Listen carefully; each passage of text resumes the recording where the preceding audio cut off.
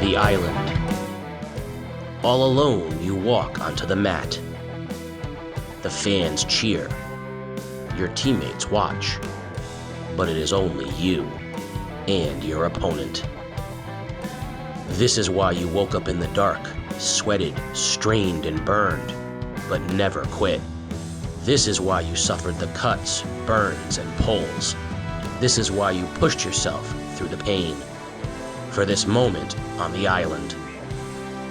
The island is lonely, but it is a place where courage is found, competition is king, and championships are won. There can be no mistakes. One false move, one slip, one missed opportunity, and it can all end in seconds. You look at your opponent and wonder, did you work hard enough, train enough, practice enough?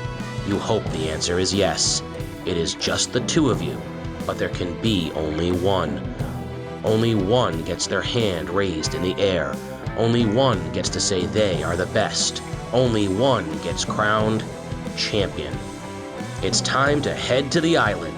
It's the ECC Wrestling Championships, and it's on Game Day, live on theday.com. We are time to get on the island.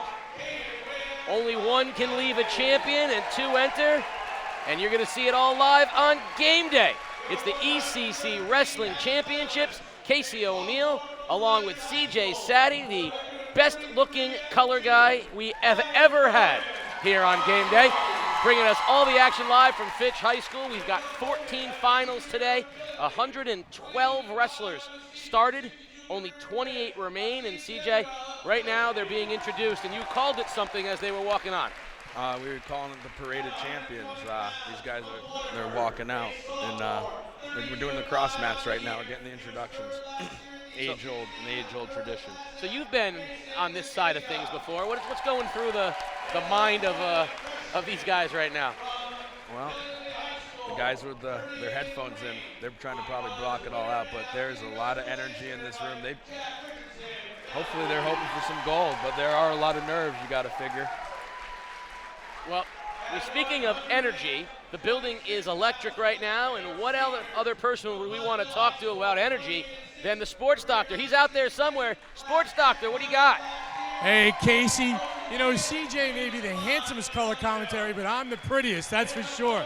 Listen, we started with 112 yesterday. We're down to 28 today. A lot of energy. The place is packed. Listen, I'll get one of you two guys on the mat after this is all done. Well, CJ's been training me over the last 5 minutes. I think that's probably enough to take down the sports doctor. Figure four is coming your way, brother. Now, this is our second time doing the ECC Wrestling Championships, and they've got us on the opposite side of the gym from where we were last year.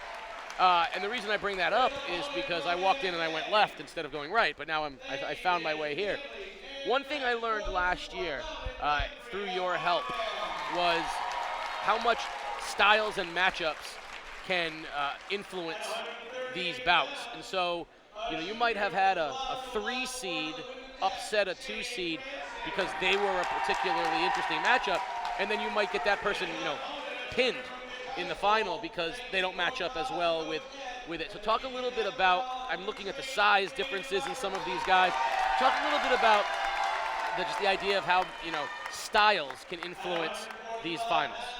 Well, there's this an old saying, every body is different. And everybody's different, but everybody's body is different. You got tall, lanky kids. You got short, stocky kids. You got the little guys. You got the big guys. We got it all out here, you know. And as far as, you know, getting here to the finals, anything can happen in those semifinals. That's really where you got to really fight it out to get to the big show. But these finals are going to be real exciting. Well, we're going to take you through, as they're being introduced, we'll take you through who the finals are today. We're going to open up in the 106-pound weight class. Killingly's Caden Ware, 40-1 on the year, which is just a very impressive record. And he'll be taking on Blake Chapman of Montville. That's going to be our first matchup of the day. At the 113-pound class, the number 1 seed is Connor Doran from Ledyard, and he'll be taking on Asim Samuel, the number 3 seed of Killingly. He upset Aiden Christie in the semifinals.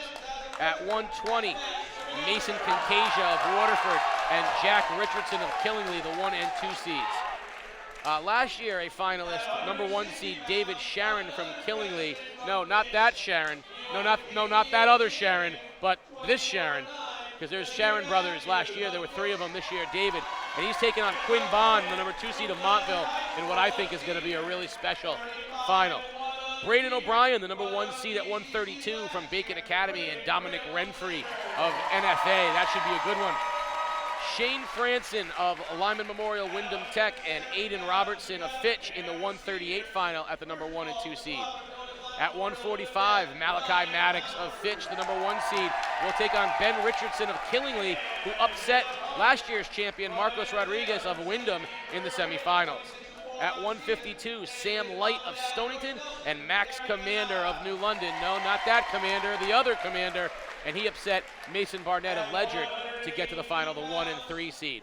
At 160, Braden Grimm of Ledyard, the number 1 seed, and Nazir Matthews, the number 2 seed of Fitch. At 170, Ryan Powers of Lyman Memorial Wyndham Tech, 37-0. That's right, 37-0. And he'll take on Theron Vanace of NFA, the number 2 seed. At 182, Jackson Harshberger of Waterford and Mason McMahon of NFA, the 1 and 2 seeds. At 195, David Toma of Lyman Memorial Wyndham Tech and Jaden McKenzie of New London, the numbers 1 and 2 seeds. McKenzie, our only returning champion from last year. At 220, Rourke Ryan of East Lyme Norwich Tech and Tashua Williams of New London, the 3 seed who upset Ruben Britos in the semifinals. And at the biggest of all, the 285 weight class, Davin McIver of Ledyard, the 1 seed, and Keanu Gonzalez of New London, the 3 seed, who probably wrestles at about 60 pounds lighter.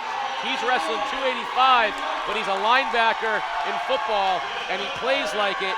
And that is the final at the big guys class, be a good one. 285. Be a good one. And that is because we saw last year that those guys up at the top is very different, as I learned last year. Those guys get on the mat, and it can be all she wrote very quickly once they're down there. Absolutely. Move a little bit slower, but when they land on each other. Oh, that we saw last year. Was it Rourke Ryan last year? We saw get put on his back and just couldn't recover, and it was over in a matter of seconds in an upset last year. So. Not easy to bench press 285. No, it is not. So the final bit of introductions is underway.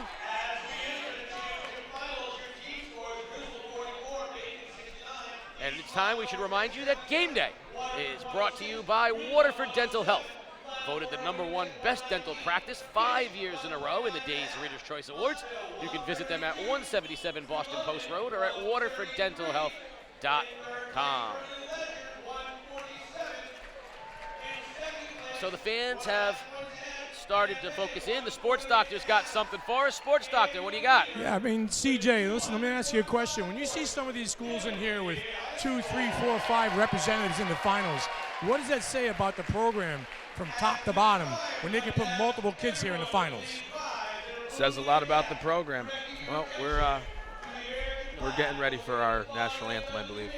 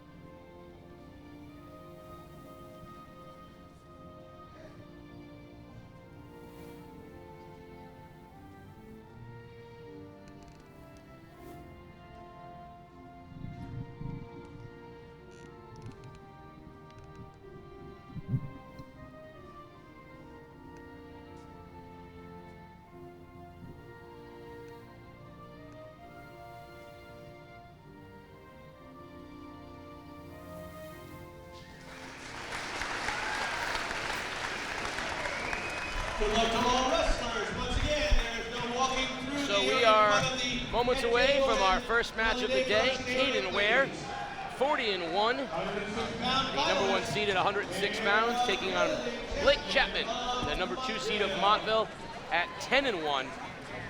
Yeah, I'm thinking the 10-1 is due to the injury on his shoulder that he's sporting there. To answer the Sports Doctor's question, though, I believe Killingly has quite a few in the finals. I know that New London had 4 in a row right there. If you notice, I think the same thing for Fitch. They have 4 guys, and it's basically 4 weight classes in a row. That's the way it's got to be. Those guys are practicing against each other and making each other better every day. I think I counted 5 Killingly kids in the 5. finals. That's why they're in first place, right? That was last year as well. So Killingly's Ware will be red on your scoreboard, as you see, and Chapman green as they tie up. Woo! Wow. Blake Chapman coming out of injury. Don't let the 10-0 fool you. Starting a takedown 10 seconds into the match. Yeah, got a nice single leg there, and spun it right around, and see if he'll try to control, or what do you see going on with that hand there? Hand control. Tell it to my youth wrestlers all the time. They don't listen too well, but once you control the other guy's hands, he can't control you with those hands. Hopefully you're going to see that a lot in these finals. Now these two physically very similar, sort of the tall, the lanky 106. A lot of limbs. Oh. Whoa. No. He had 2. The ref waved it off. Now he's given the 2. All right, so that was 2 there for Ware. And now Ware in control.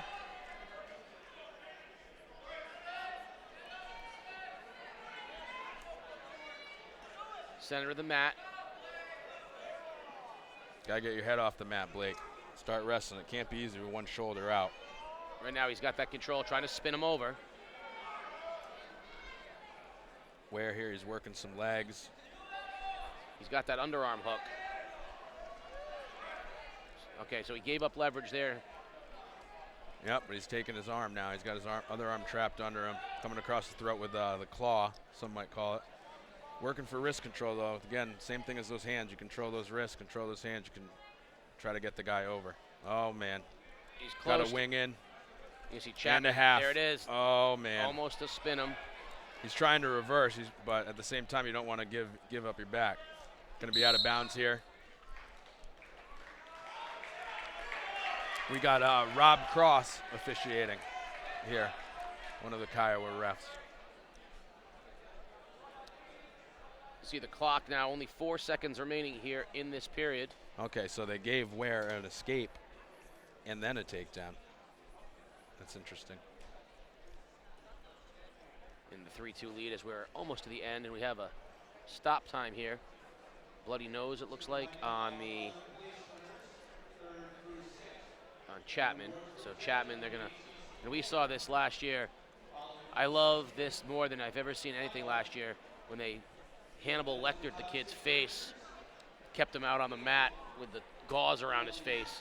And at that moment, I realized wrestling was different than anything else we had done on game day. I joked that, a drop of blood hits the floor in basketball and they evacuate the building.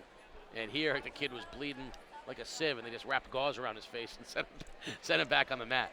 Yeah, I don't believe too many other sports have blood time. No, I don't know. Does hockey allow you on the ice with bleeding?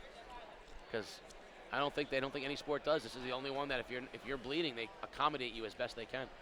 So you see there the left nostril. Wouldn't be much of a match if you had to stop, completely call the match every time someone bled. No, especially with the something bloody noses. Yeah, especially as easy as the nose, right? I mean, it's almost impossible to grapple for the time that they're out there and not get one. There's some people that just you tap them on their nose and that's it. That's it. Again, to quote the greatest wrestling movie I've ever seen, Vision Quest. Loudon Swain was a bleeder. Couldn't keep the nose from bleeding, but he overcame that, defeated shoot, went on to glory. So we're gonna have Ware in control, 3-2, end of the period about to buzz. And there we are, end of the first period. And Caden Ware with a 3-2 lead over Chapman. What did you make of the first period? I think these guys are pretty evenly matched up, but you can definitely tell that Chapman here, he's injured. He can't really wrestle the same. So. You know, the nose is bleeding coming off the shoulder. But he has the position. Let's see if he can turn it into something or if we'll get a early escape for Ware. And there it is. I'm trying to take it into a takedown too. There's two more. Yeah, Ware makes a wider margin of the lead. Chapman's got the leg though, trying to see if he can. He's working his way out. Possibly. If he can get his head around that, nice job by Ware gaining control again. For a second, it looked like Chapman was going to try an escape and put himself in position, but now he's got the hook. This might be night now. He's especially on the shoulder. Yep, there comes the turn. He lost it though. Oh man. Lost it on the turn. Now he's got it again though, and you can see. Oh. Yeah. Listen, this kid. I don't know if this kid should be out here with the shoulder like that, but Chapman's in some trouble right now. He got to give the kid. He's got some guts, got some glory. Made it to the finals this way, but Ware trying to spin him. Chapman just fighting. There you go. Blood's bleeding. out of the nose. Yep. We're not stopping it here though because you know, basically they're in a tie. We don't want to give away the advantage to the Killing Lee wrestler. He lost his mouth guard. The nose is bleeding, and now they're going to stop it. Kid fought it. He fought off his back. You know, Caden Ware had double chicken wings, not just one. Gave him the two-piece. Sports Doctor likes double chicken wings on a Saturday night, sitting at home watching sporting event. He likes the double chicken wings. That's pretty rough down there right now, guys. It's like I said, it's a bit one-sided right now, and like you said, he's a little beat up down there, is Chapman, is he not? I would agree. Kid's got a lot of heart, though. Takes a lot of heart and courage and bravery to step on the mat, especially with one arm. Chicken wings on a Saturday night, Casey O'Neill, right up my alley. I know it is. Well, you know, I think you nailed it on the head, CJ, when you saw, you know, the 10-1 record usually is indicative of missed time, right? You know, you're not wrestling a lot. He comes out in basically a shoulder harness right now, and he's had to wrestle already today in order to get here. And in order to get here, he had to decision Owen Burton of Colchester, which he did, Bacon Academy, beat him 7-0. But, you know, in order to do that, you don't know what that, you know, you get a tweak, you get the arm banged, and those injuries, those things can linger. And then you come up against a physical kid like Caden Ware. And, I mean, Ware went right. I mean, you could see there was a tactical decision to go for. That's clearly a strategy going for and working the arms. We see sometimes, you know, people work the legs. It was clear that he wanted to make him work upper body. Absolutely. You know, if a lion sees a zebra with an injured leg in the wild, they're going for that zebra. That's what this is. This is primal out here. These guys are fighting. They're fighting each other. It's a championship right now, and you're going to do whatever it takes. So we got Blake Chapman of Montville down right now, 6-3. He is the number 2 seed in Class S. No, I believe it says that he was second in Class S second in class last year. Okay, you read these better than I do. I know, we got only a sophomore, though, so a lot of wrestling ahead of him. And Caden Ware, only a freshman. He was the Hartford Hall winner and the Lancer Invitational champion. At 42-1 on the year as a freshman. That's a pretty good career ahead of him. Well, if he stays at a weight class that, you know. Yeah, I mean, if he keeps these numbers up for 4 years, he's going to be in the, you know, up there in the winningest, 160 career wins is, some people celebrate 100. Yeah, 160 is ridiculous. So Ware in control over Chapman. Has the advantage, riding up top. Again, you can see again, we're trying to work the. He likes those. Chicken wing. And the other one, he's got a cross arm. Yeah, he likes the cross arm because that's what he's been going for. I mean, right now Chapman's just trying to survive this period. This has been a tough period for him. Look, I mean, that says it all right there. I mean, right now, it would not surprise me if this kid couldn't continue. I mean, I give the kid credit and then some. Heart of a champion for sure, but a tough way to start the tournament. Like you said, wrestlers are a different breed. This kid from a young age, you know, these kids get these bloody noses when they're 5 and 6. Their coaches say, like you said, we wrap them up, get back in there. There ain't no water break. There ain't no timeout. No, you got to get out there. So I don't know if he's come all this way. Is he really going to stop now? Not with 8 seconds left and then a period, right? You're doing anything you can right now to keep you on the floor. Stay on the mat at all costs. And to his credit, Caden Ware has just been very methodical. No real lost effort. He's just stayed on top of him, stayed in that cross. Every time he could get a cross arm, every time he could get the chicken wing locked in, he just tries to grind him down.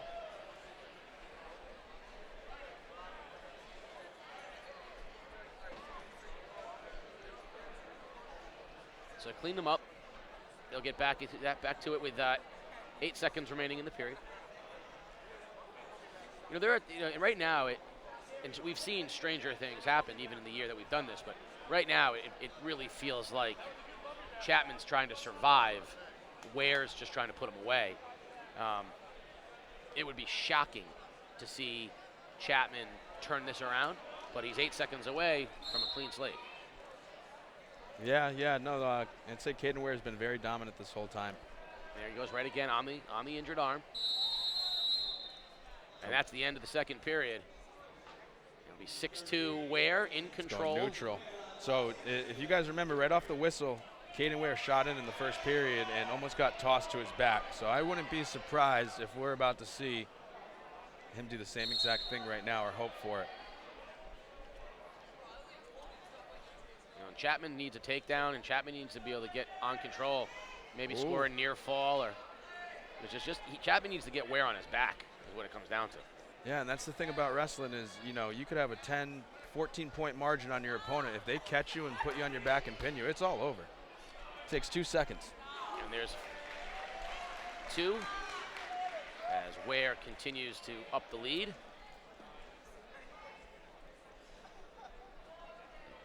Pretty decisive 8-2 lead right now.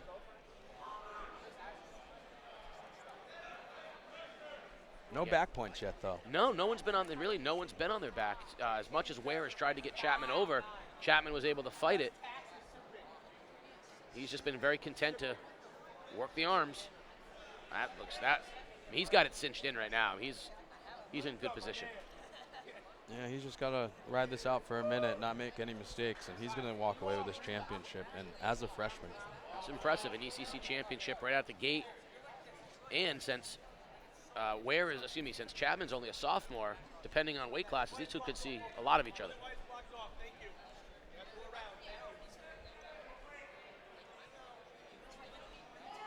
.35 seconds and counting remaining, and Caden Ware well on his way with an 8-2 lead and in control of a game. Blake Chapman. Nice half Nelson. You can't fight it when your shoulder's popping out. Oh, again, all the respect in the world to this kid. 20 seconds, and at this point, if you're Chapman, you're just fighting. You don't want to get pinned, right? You fought this hard. You just want to ride it out. You'll take the 8-2 loss. Ooh. You'll take the 8-2 loss, but you just don't want to. You just don't want to get pinned. And the crowd recognizes an absolutely game effort by Blake Chapman. But there is your first ECC champion of the day, Caden Ware, with an 8-2 decision over Blake Chapman at the 106-pound weight class.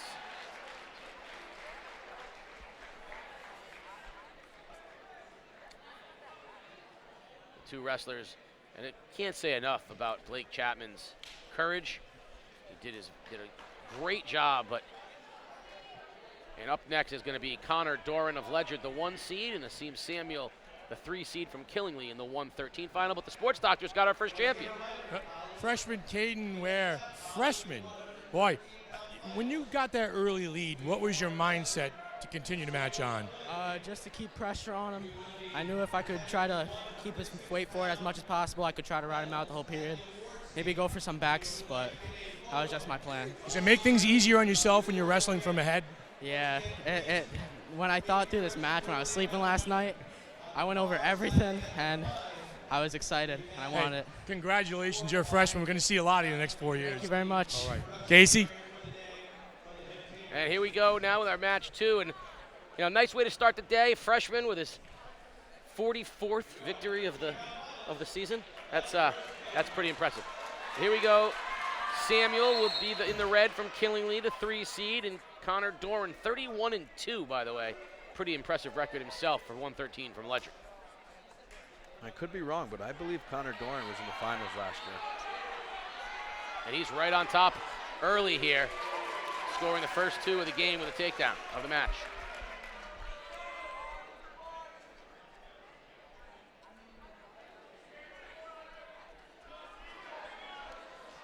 This kid on bottom's got to start wrestling. Doran got here by pinning Jeremy Irizarry of East Lyme, and Samuel got here by pinning Aiden Christie of Griswold. So both got here via the pin. 2 wrestlers that I know pretty well that are both pretty good wrestlers, actually. So, like I said, those semifinals, sometimes you could see some really tough matchups.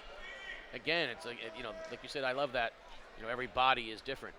And you can see some really interesting ones, especially as you start to ascend into the middle weights, whether you get the short, compact fire plugs or the tall, lanky ones, and there's an escape. Got an escape, yeah. You see the size difference, the height difference, as Samuel taller than Doran. Oh, he goes for the throw, and he pulls it off.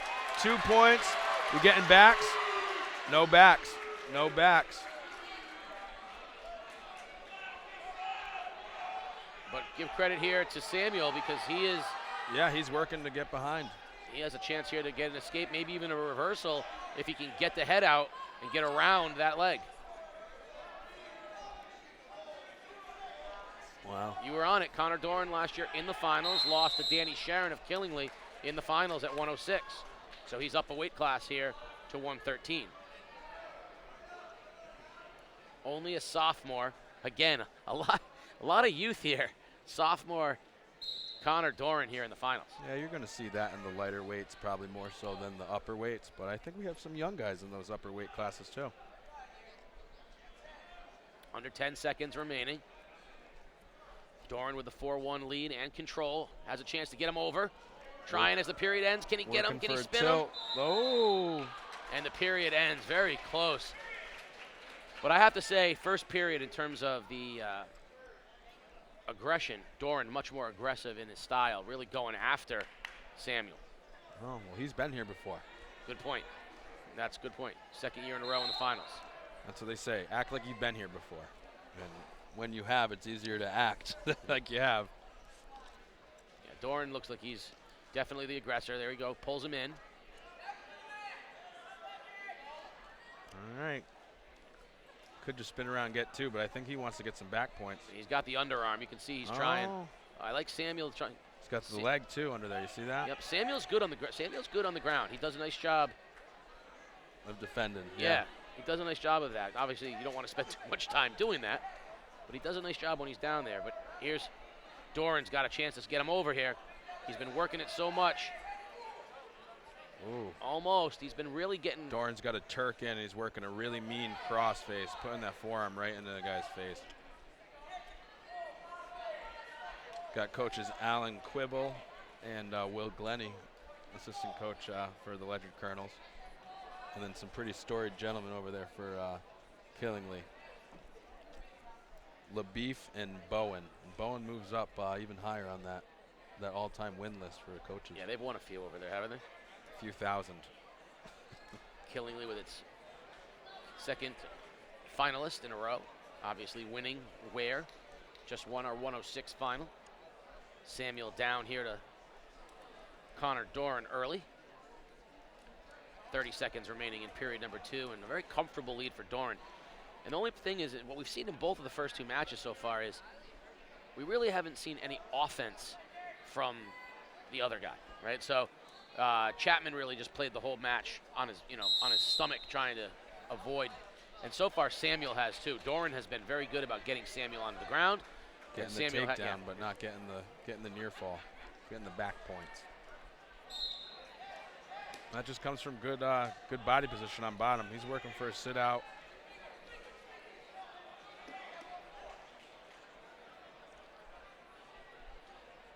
Nice job by Doran as he's going to ride out the period with that 6-1 lead. And we'll head into period number 3. 6-1, Connor Doran on top of Team Samuel. How much of a sort of personal insult did you take it when you were wrestling, as far as losing by decision versus being pinned? Does it really feel like being pinned is somehow insulting? Do you take it personally? I take it personally that you think I ever got pinned. I'm surprised at some point in your life, at 8 years old. Yeah, at some pinned. point in my life. At some point in my life that did happen. No, but I would take it personally if I only got a major decision. I was the type of athlete that I wanted to kill. I wanted to go out, put a lot of points on the board for a tech fall, and then before they called the tech fall, put him on his back and get that pin. Because the pins, that's how you win. That's right, and that's the point. From a team perspective, you get the most points as well. Huge. So you can certainly justify it that, you know, the most you can do for your team is score a pin. But I think that mentality is, you know, what you see in your elite wrestlers, right? Like, I'm going to go out and dominate this match, and I'm going to score a pin for my, you know, team. On the reverse side of it, let's take it as a coach, because certainly not a mentality you would understand as a wrestler. As a coach, when your kids are out there fighting, the opposite's true, right? Because the pin is such an important thing for the other team, you want to do anything you can. So like we saw in that first match, Blake Chapman was just trying not to get, at the end of it, he was just trying to stave off a pin. Yeah. You know, if you lose 4-2 or 10-2, still better than getting pinned. Because you can see sometimes that some of these kids are gassed, but they're fighting every ounce they have left to just not get pinned. I find it admirable. It's a long season. It's a long tournament. These guys are beat up. And they're going to feel it tomorrow, too. Doran in control again. He's going to lose his gear. Headgear slides off. Gave one for the escape. And so with the headgear going back on, he'll be in control. 9-2. Minute 28 remaining here in the 113-pound final of the ECC Wrestling Tournament, live here at Fitch High School. So he's got a 7-point margin of a lead. At an 8-point margin, becomes a major decision. At a 15-point margin, it's a technical fall, and obviously a pin would be the next one up the scale. So if he can complete this takedown, which he just did, now he's up into the major decision category, and he's going to scored extra team points. Yep, and he's going to allow him up, and he still maintains it. Here's that offense you were talking about. I got to see some back points. He's been trying to get him over for 3 periods. He's been so close. Had him there once, but didn't keep him there long enough to earn him. Yeah, well, he's got 54 seconds. Can he score, get 5 points ahead of him to get that tech fall? If not, throw him on his back and get the pin. There's certainly plenty of time for that.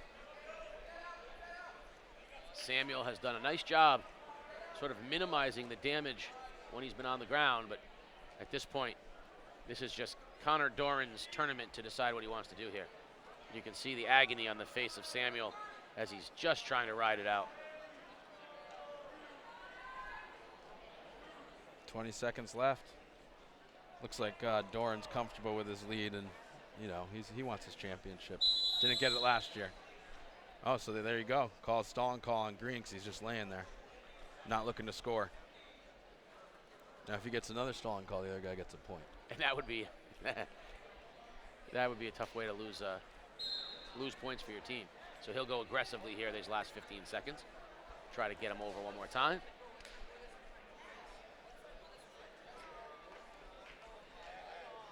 And barring something unforeseen, the clock will tick off, and Connor Doran of Ledyard High School, sophomore, will improve to 34-2 and become your ECC champion at 113 pounds with a 13-3 major decision over Asim Samuel of Killingly. Next up will be a one that I'm looking forward to, Mason Kincasia of Waterford and Jack Richardson of Killingly, the 1 and 2 seeds at 120 pounds. But we're going to send Connor Doran over to the sports doctor, and he's going to talk with the 113-pound champion from Ledyard. Sports doctor, take it away. Sophomore Connor Doran, 34-2. You came out awfully aggressive, and you attacked the pressure. Was that the game plan going in? No, of course. Always being aggressive, trying to score the first points. Yeah, trying to win the match. That's how you win. Yeah, and you stayed on top of him, too. You didn't give him a lot of room to operate in there, did you? No, I try and keep him down, wear him out. That's my plan. So, congratulations. Big-time win. Sophomore, going to see a lot of you next few years. Thank you. Casey? Thank you, Sports Doctor. Mason Kincasia, the #1 seed of Waterford, and Jack Richardson, the #2 seed from Killingly. Difference here, sophomore and a freshman, like you said.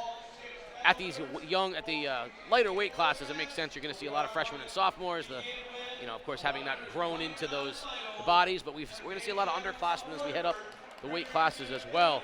So Kincasia is the 1 seed at 30-5, and he's now 32-5.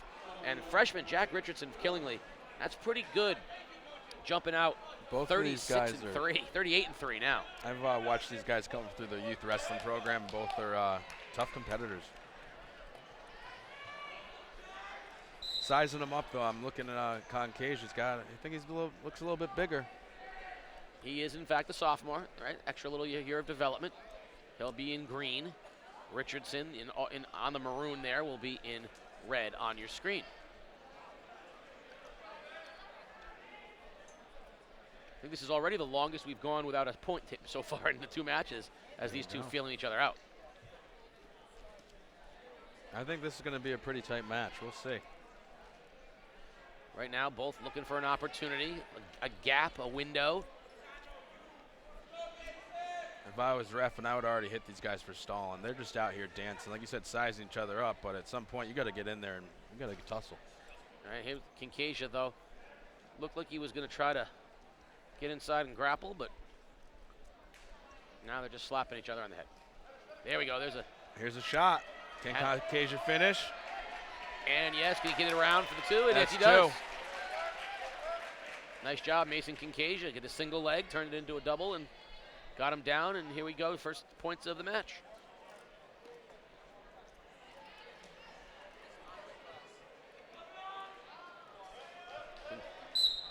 And out of bounds it'll go. So 2-0 Kincasia on top, and he'll stay on top as Jack Richardson will take bottom position here, and we'll see if Kincasia can ride him out.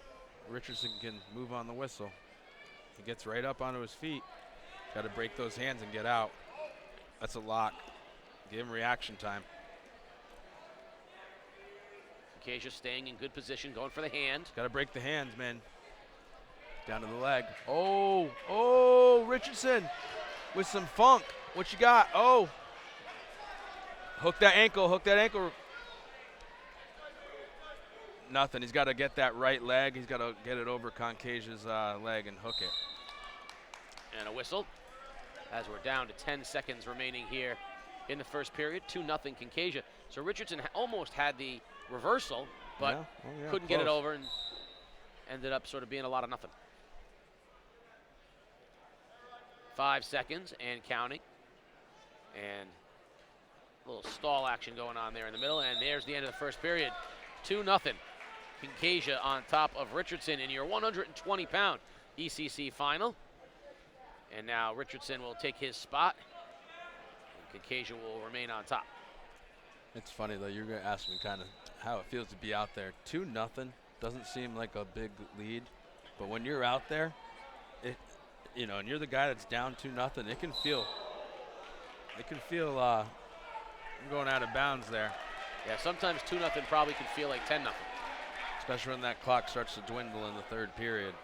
Well, how many times have we seen wrestlers try desperate, they're down and they need a takedown and they're down a couple, and so 2-0 does feel like more than that because you know that they need to take you down and everyone knows what's coming. Can Richardson get out? I like Kincasia there with the leg. Textbook. They're going to be close to out of bounds. We're going to get a whistle. There we go. So still 2-0. Kincasia on top, and Richardson just hasn't really had a chance to operate from his feet in the last period and a half. He's working to get up. He's got to get the hand control and get out, though. Concasia's holding on right now. He's trying to stop it. He's trying to stop everything he's got. Oh, man. Richardson's trying to pull a rabbit out of his hat. He's got some magic tricks up his sleeve, I think. So what did Richardson just do? The last 2 times we've seen Kincasia in control, we've seen Richardson do the same thing, almost get reversed. What is he trying to do? He's trying to. It's hard to. trying to get his hips out. He's trying to spin. He's trying to, you know, create space. He's trying to create space. He's trying to get out. Adding a little what we call the funk. I mean, I think that's a very descriptive term. I like that. It's my new. It's going to be my new favorite wrestling go-to. There you go. So what the funk is basically, we have a lot of techniques, and you know, you're taught how to wrestle a certain way. Oh baby, oh baby, that was a nice throw. He could pull one of those off. He really can. And what he's doing is he's using the momentum. When he stands up, Concasia goes to lift at the legs and drive forward. Richardson is then hipping into him and trying to do what we call a chin whip. And you can see he's using his momentum against him. Cage has got the leg, and they're going to ride out of bounds here. I don't know. The ref's got to be thinking about a stalling call, man. This kid stands up, and every point, you know, Concasia just goes the same thing and basically drives him out of bounds. I'm not the guy on the stripes, but, you know, I think it's going through their mind here. Oh, here's the best spot, Richardson. Yep, Richard's been in the best spot yet. He's stalling. What, man? It's almost like I know the rules here. It's very impressive. Or maybe I just read minds. Yeah, that must be what it is. Or maybe they can hear me. All of the above are possible. Now, Concasia still has control. 10 seconds remaining here in period number 2. So now if Richardson can get on his feet again and Concasia pushes him out again, that would be a point for Richardson. Which in a 2-0 match is, I mean, everything. And there we are, the lead in half. Yeah, and a 2. That was simple enough math for me. That 1 is half of 2. Now here's what I'm excited to see. We have yet to see Richardson on top. Here we go. Yeah. Can he break him down? You know, going into the 3rd period, though, Concasia's in a place where if he gets up or gets the reversal, 4-0 is then an eternity. You know, so he's technically in the defensive position, but the defensive position offers you the chance to get that reversal for the 2 points. I just like seeing what Richardson can do, on which he has not been. He's been pretty much underneath all match. Let's see what his technical skills are here. He's got 2 minutes to get him over. And I think he's on his way right here. He's gonna. Yeah, he had the arm. He's trying to drive him. And you got to remember that stalling call still exists for Concasia on bottom. If he's just sitting there and he's not getting out, they can hit him again. He's got the arm, trying to underhook, and here's where Concasia's got to have to fight. Richardson stays on. They're going neutral. Richardson's calling neutral, so he's going to just give Concasia the point, and now he's hoping to go feet to back. 3-0 with a minute remaining. Richardson's going to need a takedown, and he's going to have to get him onto his back, right? So, well, no, not necessarily. If he gets a takedown in that stall call. Oh, 2! Big roll by Concasia. There it is, though. That's the match, basically. But, I mean, I don't know. Can Jack Richardson stand up? Is Mason Concasia going to drop to those legs? And is Jack Richardson going to hit that chin whip again for 5 points to the back? Well, they gave the point there you go. to Richardson. For the stall. So he's got the point now, so that's done. And now it's a question of can Concasia ride it out here with a 5-1 lead and escape. No, Richardson needs an escape. And a takedown. Oh, nice job, though, Concasia that time. That was a good drive out of bounds, but that was a good job staying low and driving him down. 22 seconds remaining. I think he's going to try right now. Just you don't want to make that mistake. And then the next match is one of the ones I'm really looking forward to. We're going to move on. Killingly's going to have its 4th consecutive person in the finals. I mean, their lightweight classes are just phenomenal. 18 seconds. 1 point. So there's even with a takedown, though, Concasia can give up the takedown here with 10 seconds left and still win this match. Yep. Stalling. Hit him. Hit him. 9 seconds remaining. Oh! We almost had it. Oh! Almost. Richardson get that There's takedown. He's still down by 1. Cut him. You got to go. Oh, man. Hey, Jack Richardson wrestled a great match, man. Don't hang your head. You should be proud of yourself, kid. Way to go, Mason Concasia. So Mason Concasia, sophomore, moves to 33-5 on the year with a 5-4, very tight decision win over Jack Richardson, the freshman from Killingly, but I have a feeling we're going to see plenty more of Jack Richardson. Next up, we'll have David Sharon of Killingly and Quinn Bond of Montville. The sports doctor's got Mason Kincasia, our champion, at 120. Well, Mason Kincasia, I saw you peeking at the scoreboard at the end of that match. How does it feel to hang on and get that big victory? Amazing. Nothing better feeling than working hard and getting something you want. And that was a match you had to work the entire time. You worked your butt off out there. Every second was a challenge. So all year long, and this is how it ends, it got to feel pretty good, doesn't it? Coaches always say 1% better every practice. I worked my tail off to get here. I was able to come out with a victory, so. All right. Congratulations, son. All right. Casey? Nice win by Mason Kincasia. Now we've got David Sharon at 126. He lost in the finals in overtime last year against Quinn Bond of Montville, the 1 and 2 seeds. Bond, this is going to be a good one. Bond, a senior, if I'm correct, and Sharon, a senior. So 2 seniors here in the finals.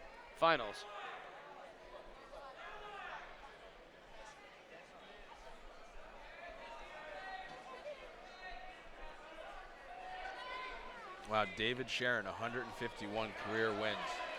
Quick jump on top. Sharon there, early 2-point lead with the takedown.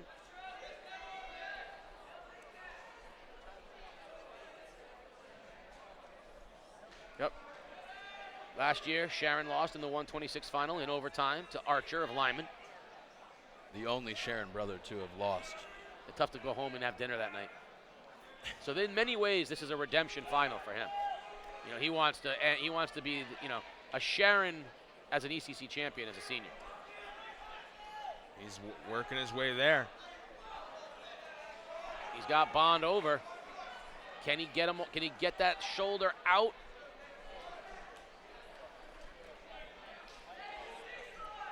We got 3 near fall. So bangs it up to a 5-0 lead.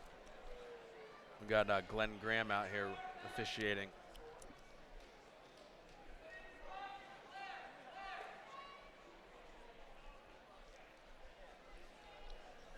Montville guys, not much you can do right now. Here we go, trying to drive him over. Here it is, he's got a chance. Back point's working, he's almost over to where he can get the weight on him for the pin, but we got can't, 3, we're gonna get more. 2. We got 3. 8-0 now. Major decision heading towards Tech Fall if he keeps getting the points at the rate he's going. David Sharon just scored more points in the first period than anybody else has all. That is correct. 8 already, and we still 7 seconds left. Putting on a clinic out here. He wants more. He He's wants getting more. 2 He's more got at least. Bond struggling. Only 2. 2. 10-0 at the end of the first period. Wow. Dominating first period for David Sharon of Killingly. That was an impressive first period. I guess all his older brothers teasing him about not being a champion last year paid off. Oh, I would not have said I wouldn't have wanted to go home that night. But he has a chance here to go out. And he's riding Bond.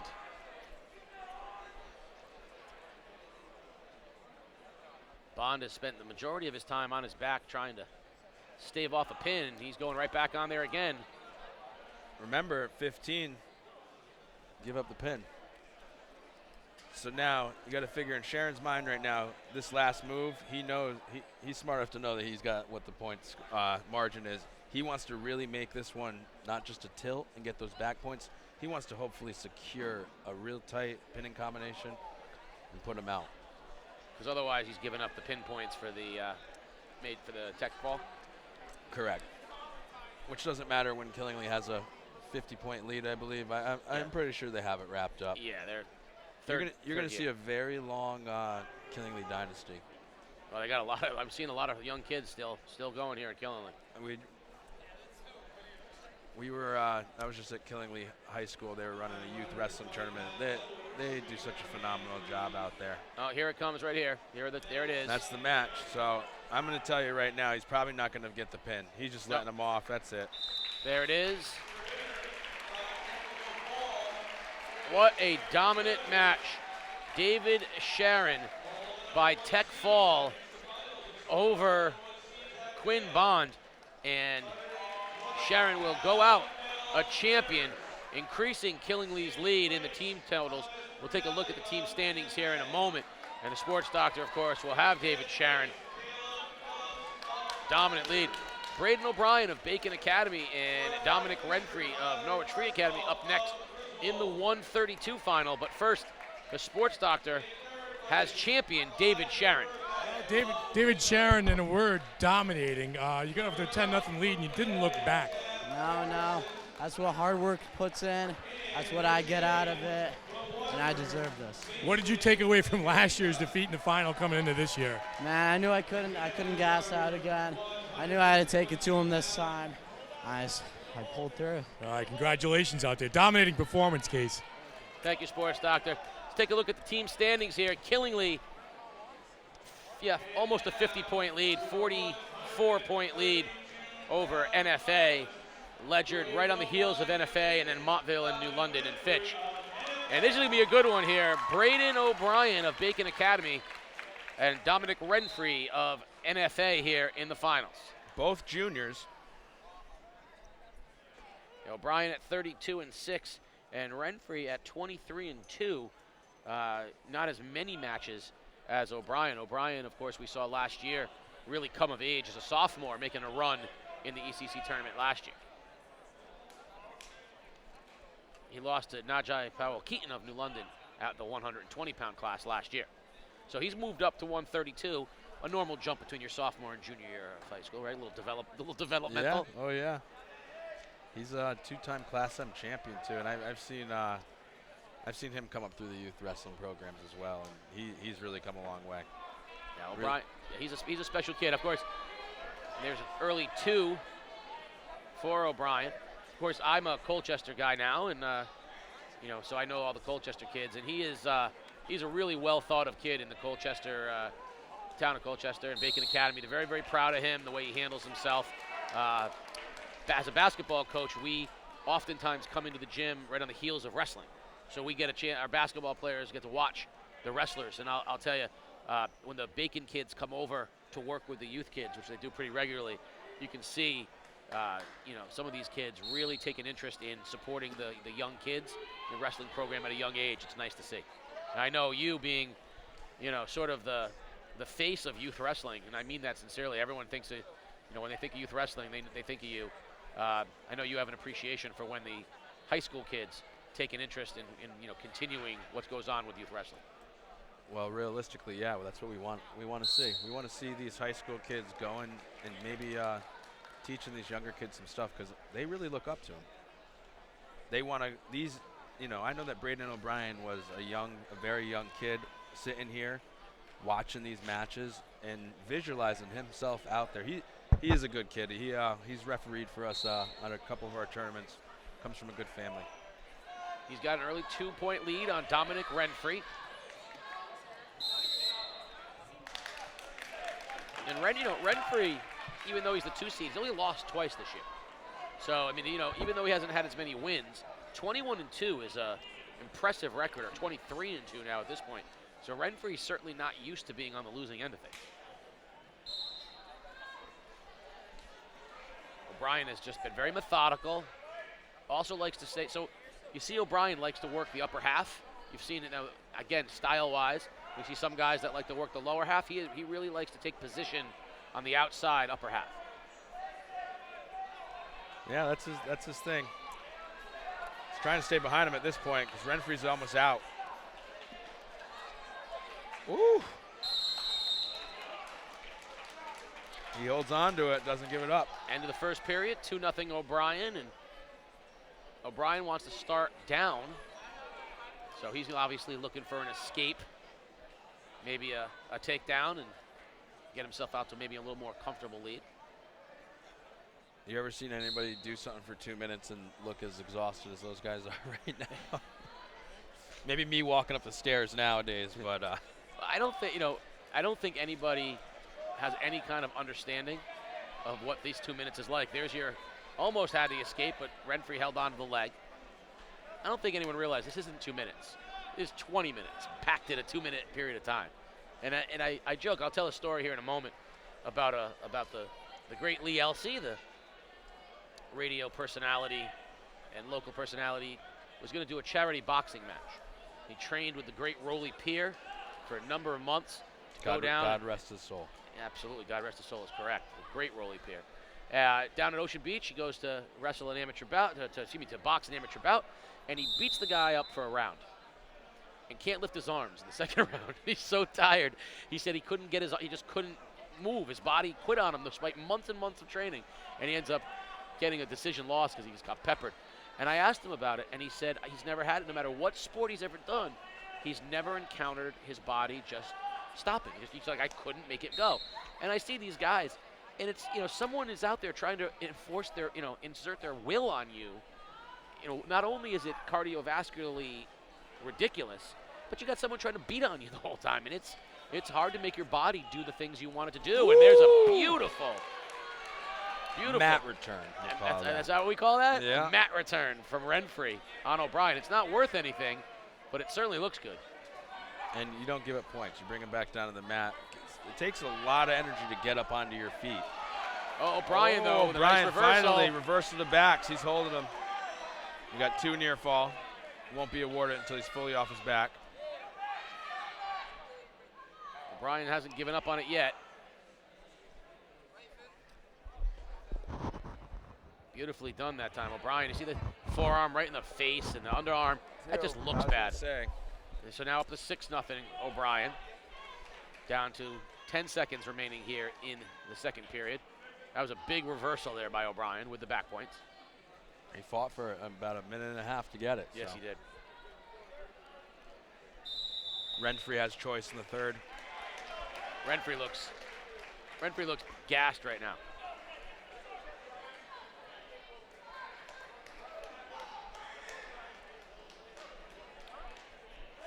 Renfrey will go on the bottom, right, which makes sense. Down 6-0, he needs an escape, get some points, and He's maybe going to reversal. need a lot right now. Yeah, and O'Brien's, technically just a very, very solid wrestler. And we talked about how some guy like, Kincasia with the stall, O'Brien's not stalling. He spends every second grinding. He's looking to score. That's the type of athlete you want. A little headbutt into the back right there. I like that. Try to free the shoulders. Headbutt right behind the shoulder blade. Loosen that shoulder up a little bit. Oh, they're hitting red for stalling, like you said. I guess you're right. You're making calls now. I watch O'Brien, and he's every second, everything he does has purpose, right? He's no wasted energy. Everything he's doing has a purpose to it. From where his body is to where he's just exhausting Renfrey right now. Moving with purpose. And even an amateur like myself, a layperson, if you will, can see the differences in some of the wrestlers' approaches and the confidence. O'Brien just does everything with a supreme amount of confidence. He knows what the next move is. You saw that with Sharon, and you heard him echo it afterwards. Like, this was one of those things where I was going to go out and do these things, and I did them. And that's what O'Brien looks like right now. He knows what he's trying to accomplish, and he's just going and doing it.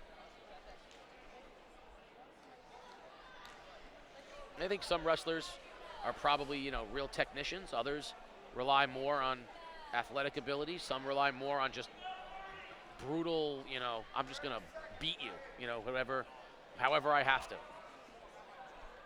Yeah, I guess we call it toughness. And you know what I'm talking about, right? Some guys, they're not the most technically sound. They're maybe not even the most, they're just ruthless. They're just going to go out and do whatever they got to do. And O'Brien, I think, is technically sound, but I also see him as a pretty ruthless wrestler. He just has a real knack for knowing what he's going to do. There it is. These guys are shaking hands and hugging before the match is even over. I think Renfrey can appreciate that he just lost to a young, great champion, a 2-time Class M champion in Braden O'Brien. Now he's going to add ECC champion to the mix. A 6-0 shutout at the 132-pound class. Congratulations, Braden O'Brien of Bacon Academy. Up next, we'll have the 138 final between Shane Franson of Lyman Wyndham and Aiden Robertson of Fitch. But the sports doctor is going to have a moment with Braden O'Brien of the Bacon Academy Bobcats. Well, from one O'Brien to another, Keith O'Brien and Braden O'Brien, Big time win out there. You put a lot of pressure on him early and it paid off. Yeah, I mean, I've worked on top lately. It's been one of my strong suits. And I just rode him tough on top and ended up riding him out. And, you know, props to him. He's a great wrestler. It was a good match, and it was fun, most importantly. Yeah, good stuff. Congratulations out there, son. Thank you. All right. Casey? From one O'Brien to another, I got Braden pin in 13 seconds over you. Hey, listen, I could probably last about 6 seconds with him. I'm That's glad- about it. He's a tough kid. A lot of good emotion, a lot of good energy, though. A lot of Irishness going down here right now. Moving on now to the 138-pound weight class. Shane Franson, the number 1 seed, and Aiden Robertson of Fitch, the number 2 seed. Top 2 here, 36-6 versus 22-5, wrestling in the 138-pound final. Oh, there you go. Can Robinson scoot his hips up, hook that leg? He's got to get his hip up, and then he'll get 2. 2 juniors here. And the refs are waiting to call it, but it's about to be 2. I could be wrong. He's got to show, I say, and no 2. Wow. All that work and no points. No points. We're out of bounds. It's going to be a match. I like the energy coming from Franson of Lyman. Wyndham Tech, of course, a proud program for many years and a co-op now with Lyman. 2. Franson jumps on top.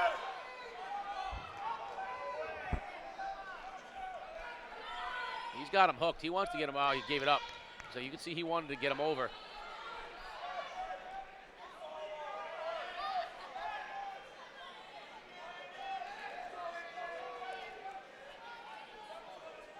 Arm control, right? Get those wrists.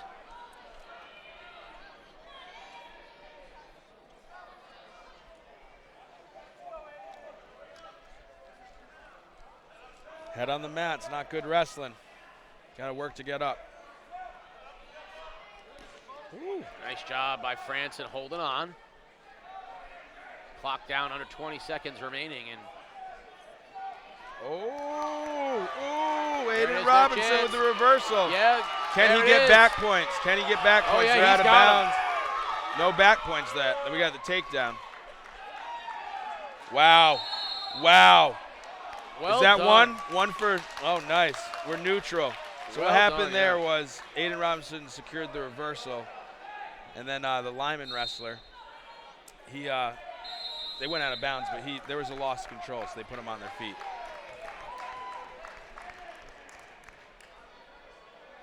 £138 weight class, a 3-2 lead right now for Shane Franson of Lyman Wyndham Tech over Aiden Robertson of Fitch. And Robertson will be on bottom. Strong position by Franson here with the 3-2 lead. Franson driving, he wants to get him over.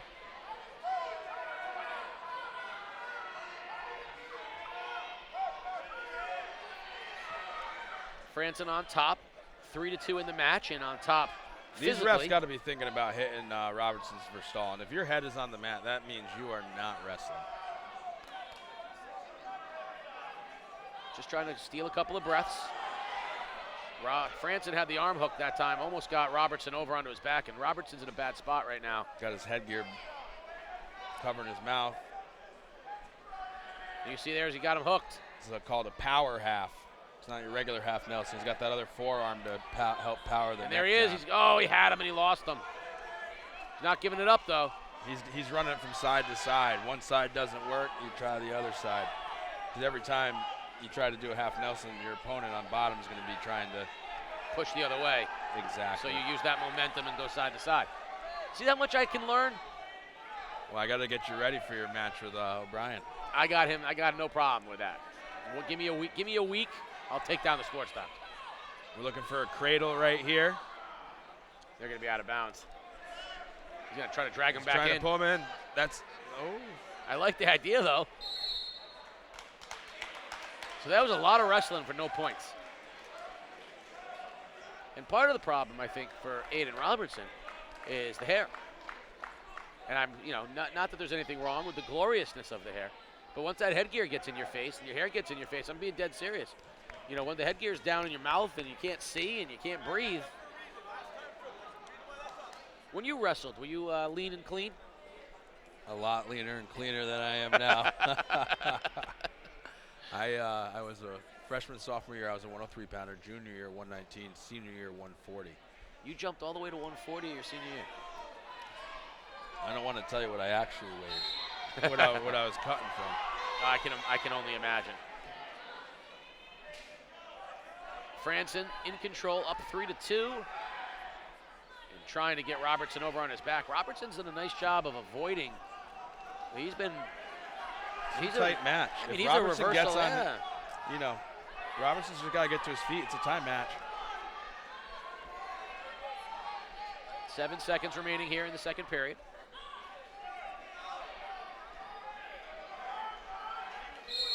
And the end of the period, 2. Shane Franson maintains a 3-2 lead. Franson has choice, so he's taking bottom. So he's looking for that escape. You excited to see Robertson get to work on top? Because we haven't got to see him I yet, am, and I like that one, because you never know. Someone might be really good from a certain position. Yeah, he's already working that cross wrist with a chicken wing straight right away. So I think he's excited to be on top. Get a quick, cheap tilt, and he takes the lead. You're right. All he's got to do is just get him over, roll him over, and hold him for 2 seconds. He's trying, and that would be quite a dramatic change considering how much Franson has been in control. No, we're out of bounds.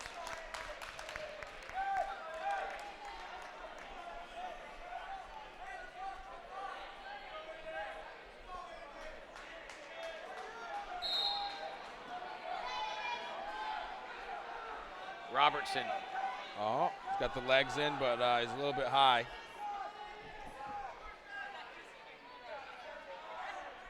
All right, he's got the legs in. He's got to get to work, though. Got plenty of time. The question is, can he methodically work, get him over on his back without losing Oh, contrition? here it is. Oh, man. Franson's fighting, though. I don't think these refs are thinking stalling just yet. Almost Oh, he's got got him. the head. That's big. That's not good. Not good for Robertson. He's still got that mean power half and really cranking his shoulder over. He's just got to hold on to that head, man. Oh, turning into him. Oh, no reversal. But again, that's going to save him a stall call. He still has control of the head. They're looking for 35 seconds remaining. Man. It's an eternity Can right Robertson get him over? I don't know. Looking for a stalemate. I think the other ref's calling for a stalemate. He's still reaching up, man. He's still reaching up. He's almost got his head out. There it is. There it is. Oh, that's it. 2, baby, 2. And an exhausted, and Robertson's just cooked. And after that, Yep, that's it. pretty defeated after that. Just cooked. Great job by Shane Franson. Never giving up. He was teetering for a long time there, teetering on getting over onto his back, which would have cost, would have put him behind in the match, but he was able to work out of it and get the reversal. When you got a guy on your back pushing one of his arms, pushing your head down, the other one with the half Nelson, and man, it takes a lot of strength and heart to pull that off. So, kudos to him. 4 seconds remaining. And there it is. Shane Franson, the junior, will move to 37-6, and he will take down the 138-pound weight class here at the ECC Championships, Lyman Memorial Wyndham Tech. Up next, Malachi Maddox, the 1 seed of Fitch, and Ben Richardson, the 3 seed of Killingly.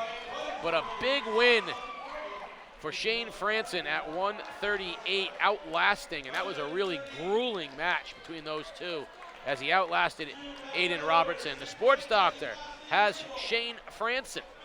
Well, Shane, that was a big win and a big reversal at the end of that match to secure the victory. You fought hard for that one. Tell me about it a little bit. Yeah, I've been working hard, and I just kind of put it down today. Just put it all out there right now. Yeah, all season long, all the matches leads up to this 6 minutes on the mat. How does it feel? Feels good. Yeah, great job out there, son. Way to work. Casey? Thank you, Sports Doctor. Malachi Maddox, 34-3. Now in the finals of the ECC, he is the number 1 seed. Only a freshman. And he's going up against the junior, Ben Richardson of Killingly. Brother of another finalist, Jack Richardson. And we should tell you that game day is brought to you by Waterford Dental Health. At Waterford Dental Health, your smile and your health are our top priority. Located at 177 Boston Post Road or at waterforddentalhealth.com. It's going to be quite a match here. The Richardsons, the whole family, they're all really tough wrestlers. And Malachi Maddox, proud to say that he started out wrestling at Whaling City Wrestling Club. There you in go. London. He hasn't wrestled with us anymore. He's kind of grown out of the program. But, man, this guy, really, I'm rooting for him. I'm not going to lie. Major decision over Caden Foote, 21-7. That's a lot of points. Scoring And points. Richardson got here with a decision over the defending champion, Marcos Rodriguez of Wyndham, 16-9. So that was, Wow. to get him, that's a big win to get here that way. These boys are not, that's 2. That's 2. Wow. This is going to be a match. I'm liking it. I mean, Richardson is 27-1 on the season, so he's only lost once. And Maddox, 34-3. Got to wonder if that one loss is to Maddox, because they had to have seen each other during the regular season if they're in the ECC. So we're going to have to look in the archives for that one. Absolutely.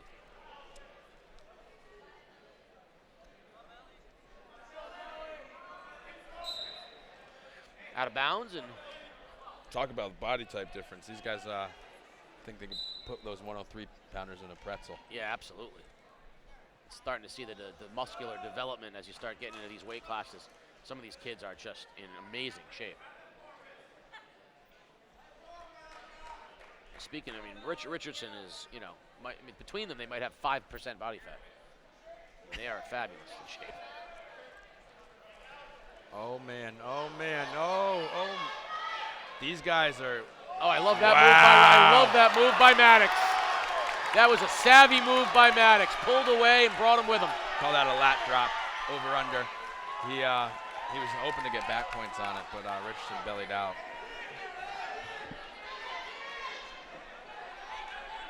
"14 seconds in the first period left.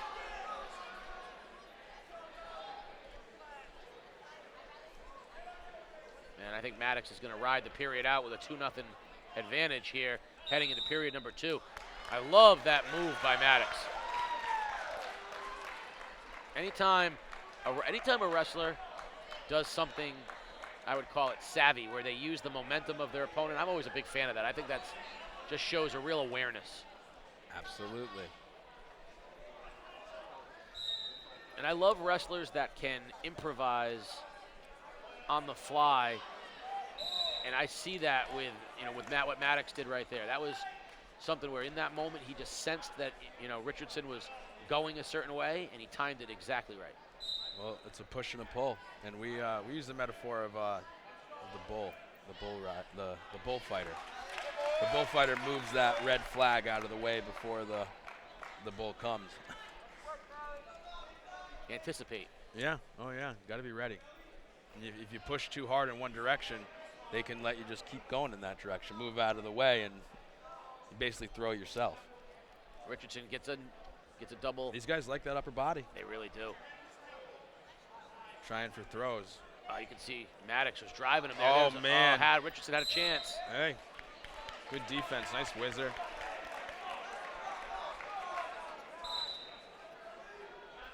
Maddox, the freshman.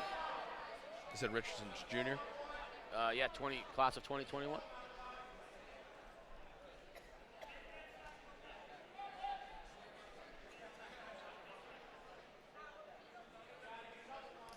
Minute remaining here, period number 2, 3-0 lead. Number 1 seed, Malachi Maddox of the Fitch Falcons.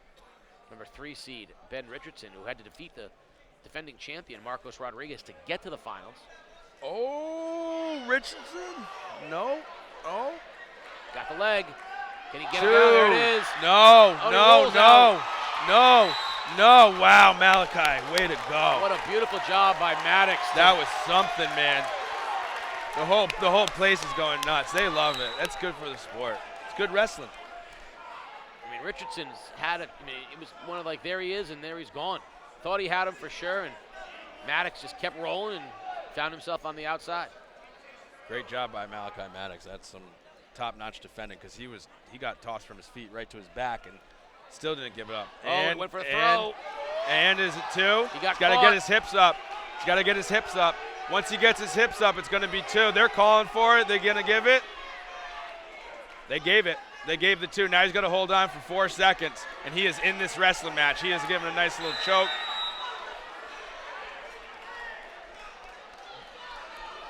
So they gave the 2 to Richardson. Oh, yeah. And he finished on top, so. 3-2. Now he's on bottom, so he has the chance to stand up, get that escape, or get a reversal. Malachi Maddox is a tough wrestler on top, but a great match so far. It's going to have us on the edge of our seats until the final minutes. Yeah, these 2. Oh, there it is. All right, brand new. Back on her feet. Tied up. Takedown wins it here. Brand new wrestling match here. 1:45 remaining in the match. Yeah, it's basically 0-0 right now.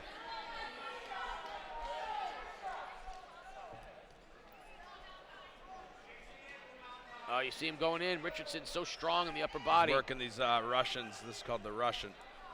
The way he's hanging out on that arm there. He's trying to circle around and get to the legs maybe. Right now he's just hanging on though.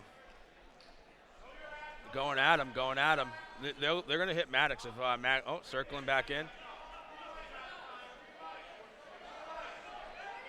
Fatigue sets in at this point, obviously. Both guys exhausted, but you know that one mistake cost you an ECC championship. Well, there it is right there. Dang. Got him over. Again, Malachi rolls out. Can he get out of it? Oh, man. No, Richardson has it. Richardson has the 2. He's going for the cradle to try to get some back points.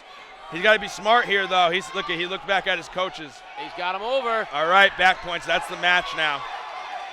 No, come on. And a pin. Oh, man. What a job by Ben Richardson. Upsetting the number 2 seed, Marcos Rodriguez, the defending champion, and the number 1 seed, Malachi Maddox, to give Killingly more points as they head to a ECC championship. Props to Malachi Maddox, being a freshman at a 145-pound weight class, going up against, obviously, a much more physically mature guy. Sports Doctor. Wow, what a great match. The big pin, the big move by Ben Richardson. Your opponent was pretty tough, but you went after it at the end of the match. Yeah, all respect to Malachi. He's killing it as a freshman out there. I'm just more hungry. I'm out here. I'm here to win ECCs. I'm here to win states, opens, New England's. I'm coming for it all. And just a great job by the Killingly team today, too. It was a huge pin, wasn't it, son?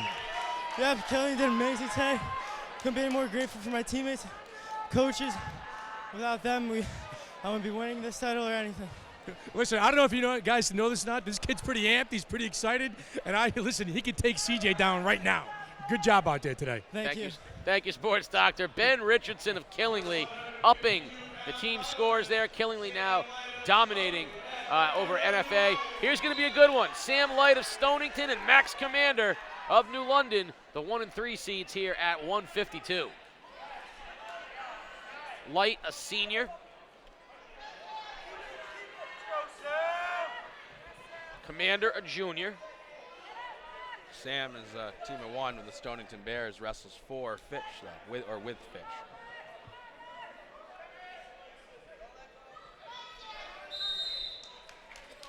Now, we mentioned it before as Richardson, even though he was the 3 seed, he only lost 1 match all year. Right? He was 27-1 going in. So you can see the confidence there, beating the defending champion to get to the finals and staying with Maddox the whole way. That was a fabulous match. Commander jumps on top here early, 2-0 with a takedown. Of course, Max Commander, Jacob Commander, one of the all-time great wrestlers of New London High School.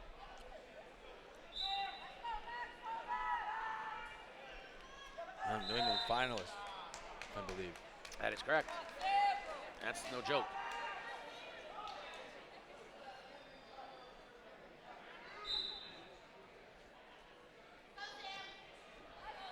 The whole Commander family is absolute. Just all of them are just so athletic.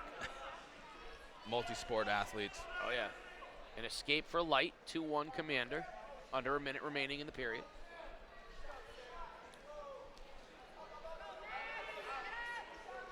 You see Commander wants that. He likes to go for that leg. Both these guys looking for leg shoots.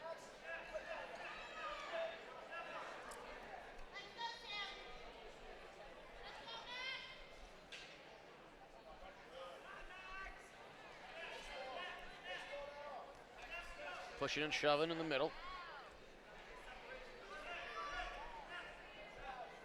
Got a little quiet all of a sudden. Well, I mean, after the excitement of the last match, this place was electric. That, you know. Yeah, they can sense it. Oh, Commander's got the single Wow. leg. Nice Just like setup. that, it was quick. Light's not giving it up, though. Good hips, got good defense. Commander's got to drive up. Oh, man. Sam's working the crossfade, a few seconds. Commander's going to hold on. And 2-1 Commander at the end of the first period. Let's see what happens here. Who's going to go where? Commander is the first of a string of New London finalists we're going to see here. That's correct. Commander will be followed in a few bit by Jaden McKenzie, and then Tashu Williams and Keanu Gonzalez. So 4. It's the first of 4 New London finalists. When I was in high school, New London didn't have 4 Wrestlers. kids on the team, Yeah. let alone 4 finalists. Yep. And that says a lot about what Coach Groton and Coach O'Brien are doing over here, and also Sheba Blada, who I don't see Matt's side. Yep, I a great know he has wrestler a going hu- back. Has a huge influence. Yeah, when Bobby Crespo came over and took over the program, you know, for years, New London always had a wrestler or two that was very good. They always had somebody. The Murphy brothers, and they're always an athletic, a lot of athletic guys who came, Yeah. football players. Going back to Johnny Green, who was a two-time state champion himself. They, Tommy Major, all some great wrestlers at New London, but team-wise, they're starting to really build a program. Oh, absolutely.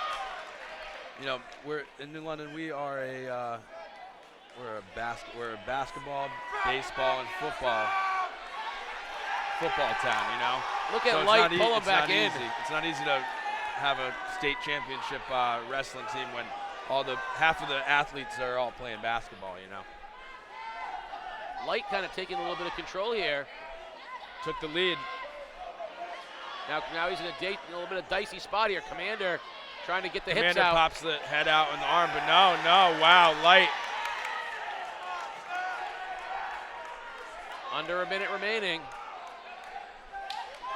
But if Commander's got to pop that head out. He's getting it. There it is. All right, just took the lead, but Light, man, wow. I like this kid Light, man.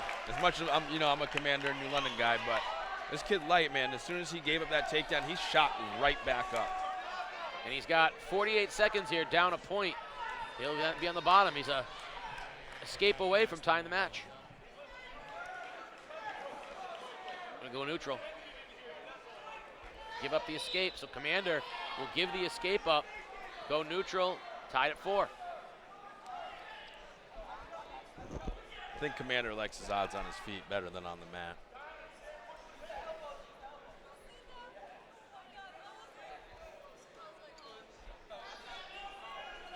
Yeah, he wants to get that single leg again. There it is. Can he get him up and drive him? Nice balance by Light. Light's got good defense He right here. made a nice job by Light, trying to get a hip toss of his own. And you're right, he goes right after it again. It's that type of aggression. You got to figure his coaches like that about him. 3 seconds remaining here in period number 2. Wow. Our second consecutive barn burner here. Yeah, it started out a little bit quiet in this gym, but as we get to this third period and the score is still tied up, it's going to get a little more exciting. Well, the matches are getting much more competitive. Again, we're neutral.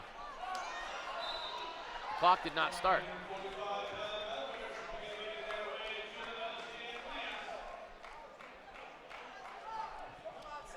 What the refs did is they just, in their third head, period. they have 3 seconds. Third period, here we go. Third period. Commander got to get up. The New London cheering squad just started getting it loud in here. I love it. No better colors than the green and gold. Light's got the position right now. He's on the outside of that hip, and he's trying to spin him around. They're hitting Max for stalling. Starting to work up, get his one. He's got to get out here. Light, though. There, he's trying to trap that arm. Max can get that handbrake and spin. Oh, he has a chance there. Got to break that hand. Those hands, yeah, hand control. Nice job, Light. He's got to get back up again. 5-4, Commander up a point. If he can get the escape, if he can get up and get an escape, 2-point would be huge.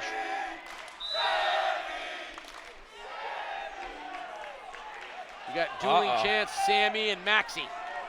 New London versus Fitch right now.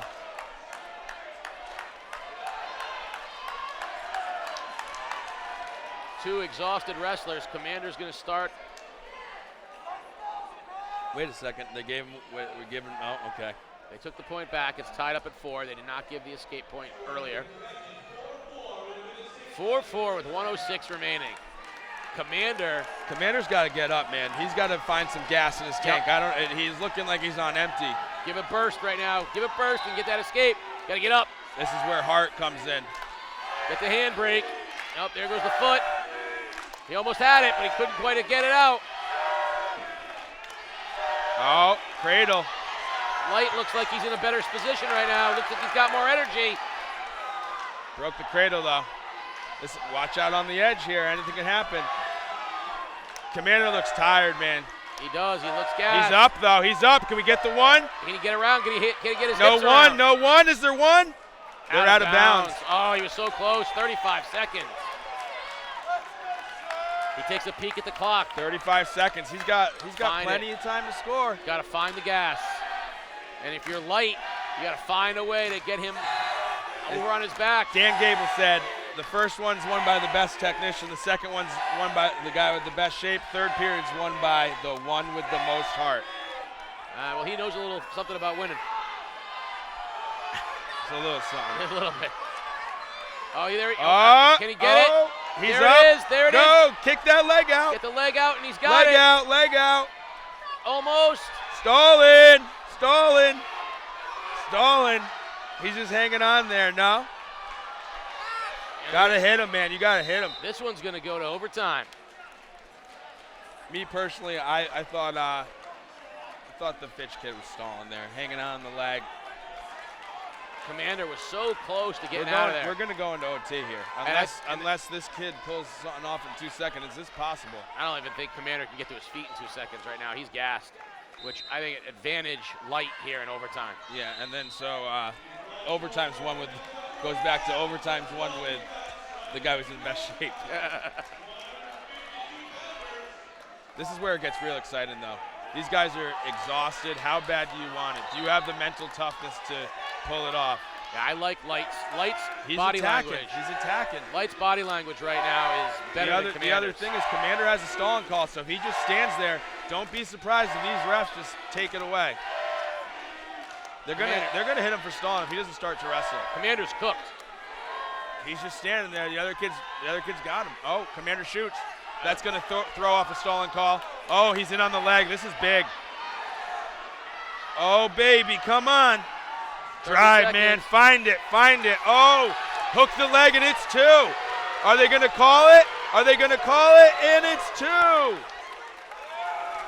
Wow, Max Commander.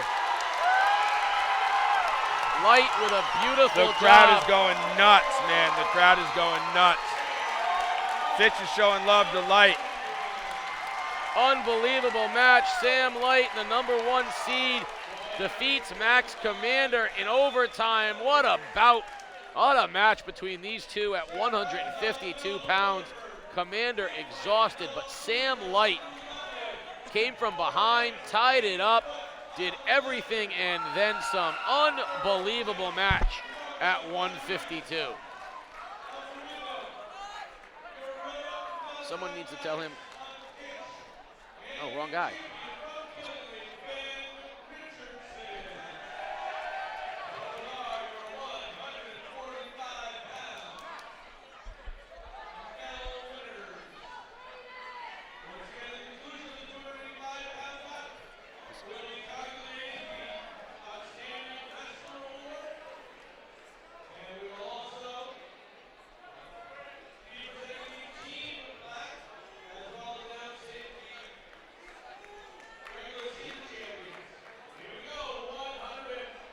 going to have up next, 160 pounds, Braden Grimm of Ledyard, 35-1 against Nazir Matthews of Fitch.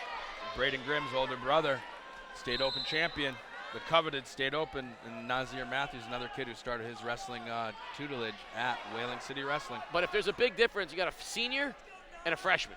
Yeah. A senior who's been through these battles more than one time, and the younger, the brother of a champion, Nazir Matthews, who's a freshman. Got to figure Nazir Matthews and Malachi Maddox do a lot of wrestling in the wrestling room together. And that kid, Light, they got a whole squad. And we'll have the sports doctor at the end of the first period. We're going to go down and have the sports doctor talk with Sam Light right at the end of the first period. So again, you're going to see that 4 in a row. Grimm's got him up. Can he get him around? Can he get around? Yeah, he's going to get around. There's 2 early for Braden Grimm.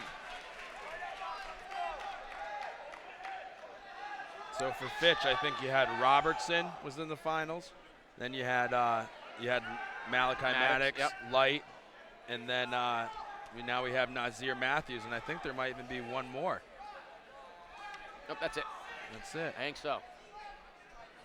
But still, 4 in the finals. Grimm's got serious control right now. That's the cradle. Got Matthews over onto his back. Wants to get him back over there again. There he goes. There he goes. No pin, though. No pin yet. Got back points for sure. Yeah, but Matthews is in a precarious spot right here. Now we're going to be looking for this pin with that chin. Oh, Matthews popping out. Get his neck out.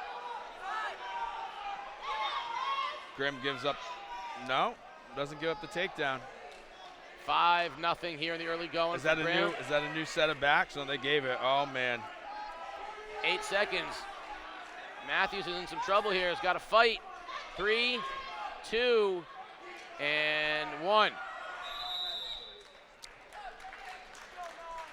8-0 at the end of the first. So at the end of the match, we're going to have the sports doctor talk first with Sam Light, and then we'll come back with the winner of this match. 8-0 at the end of the first period. Braden Grimm, the senior, dominating here early over Nazir Matthews.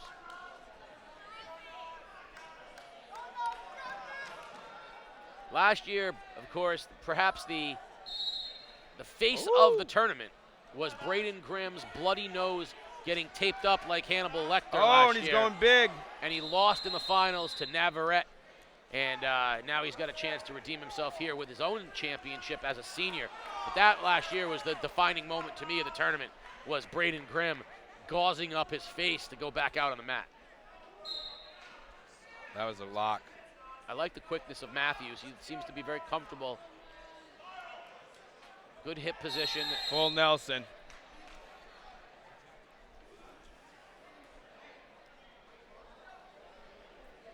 Technical violation, 1 point. So the point Green. goes to Grimm, now 9-0.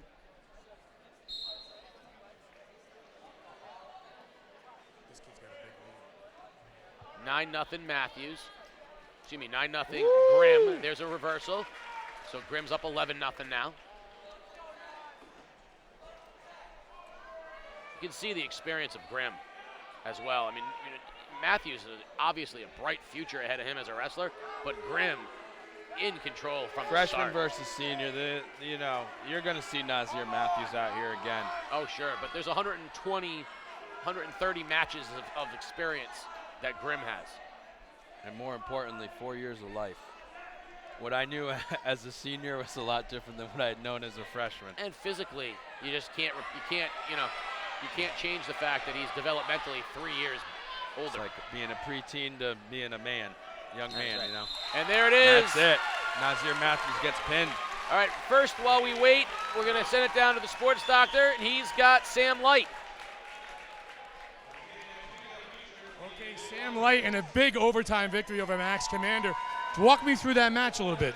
Well, it was a hard-fought match. He's an athletic guy, and I really felt that I had to push through and wrestle with all my heart if I was going to come out on top. And when you get into overtime, what's the mindset? The mindset is it's all or nothing. It's all or nothing. You just gotta. Yeah, a A lot of hard work in the season, and it pays off, doesn't it? It always pays off. Great job out there, Sam. Thank you. All right. Thank you. Case. Thank you, Sports Doctor. Braden Grimm will be heading down off of his pin at 160. And let me just tell you that never in my life did I ever look like Sam Light when I was in high school. I played 3 sports. Braden Grimm, pin at 160. Sports Doctor. Talk about some big All right, boys, Casey. Braden Grimm with a big pin at 160. Well, you're pretty amped up right now, aren't you? Oh, yeah. Yeah, it was a good match. He has a lot of potential, definitely. I remember last year I came up short. This year I finished it off right. Well, when you get off to a big lead, is it, you kind of sense that and you just want to finish it? No, I work so hard. I want to be out there as long as possible if I can. Listen, I don't blame you. Grab a little spotlight when you can. Huge win, Braden Grimm. Thank you. 2 seniors coming up here at 170. Ryan Powers, 39-0. He has not lost yet, the number 1 seed. And Theron Vanez, 26-4, the number 2 seed. Battle of seniors here. Powers was in the finals last year. Oh, champion. At 152, now he goes up to 170. So he wasn't our only returning That champion. is correct. Wow. We learn as we go. I'm more impressed with the 39-0. It's a lot of matches to not lose. And he when you look at what a wrestler looks like, that's what a wrestler looks like in my mind. He's got the strength. He's got muscles on top of his muscles. Yeah, you can just see him. Look at it, just shredded out.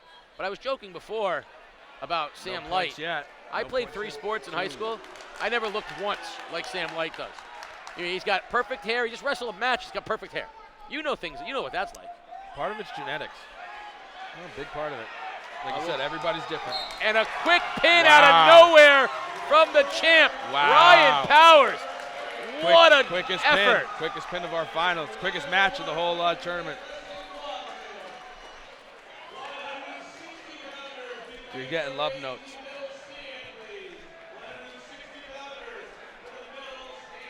Ryan Powers with the pin. And while we're waiting for him to go over, we want to say hello to First Lieutenant Connor McMahon, watching us live streaming from Camp Pendleton in the U.S. Marine Corps. His brother Mason McMahon will be wrestling at 182 pounds coming up next. So Mason McMahon in the finals, and we'll get back to that story in a moment. Sports Doctor. Hey, Ryan Powers. Hey, Casey, does this kid look like the shoot or what? My goodness gracious. Quick pin out there. 152 last year, 170 this year. How'd you pack it on so much? I just wrestled in the offseason a lot, did a lot of work, a lot of strength training, lifting, and wrestling. Right, the mentality going in there in this match, was it to end it quickly, impose your will, or just to kind of feel it out a little bit? Just to wrestle. Just to wrestle. Just to wrestle. Yeah. Feels good back to back. Yeah. You know who the shoot is? No. No, look him up. It's a vision quest. You'll get it someday. Great victory today. Congratulations. Thank you. All right. Sports Doctor, these guys, their parents might not even know what Vision Quest is. Great movie, Casey. So up next, 182, game day favorite, Jackson Harshberger, 31-4, the number 1 seed from Waterford, and the number 2 seed at 29-4, Mason McMahon of NFA. Harshberger, a junior, McMahon, a senior. And once again, we want to say thank you.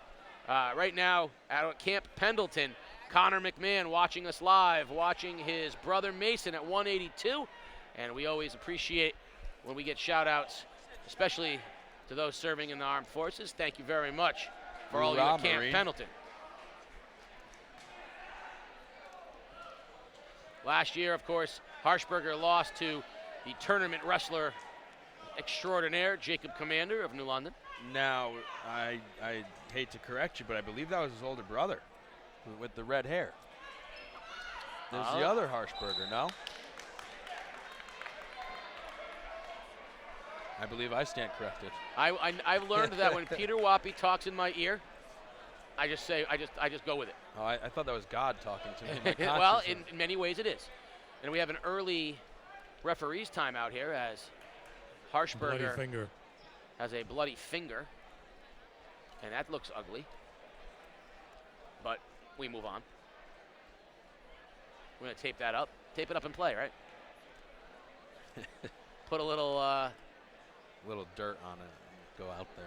Absolutely. He's white. I'm not sure if I'd wipe. He got a bloody nose and a bloody, or is that the bloody nose? The bloody finger was because he wiped his bloody nose. He might have picked his nose with the finger. That's what happened. He wiped the bloody nose. So our second bloody nose of the day, Jackson Harshberger, the number 1 seed, the junior from New London. He was an ECC runner-up last year to Jacob Commander. You know how I know that? Because it says right there, ECC runner-up to Jason. Oh, man. Yeah. Peter Wappy, as always, you've got the right stuff.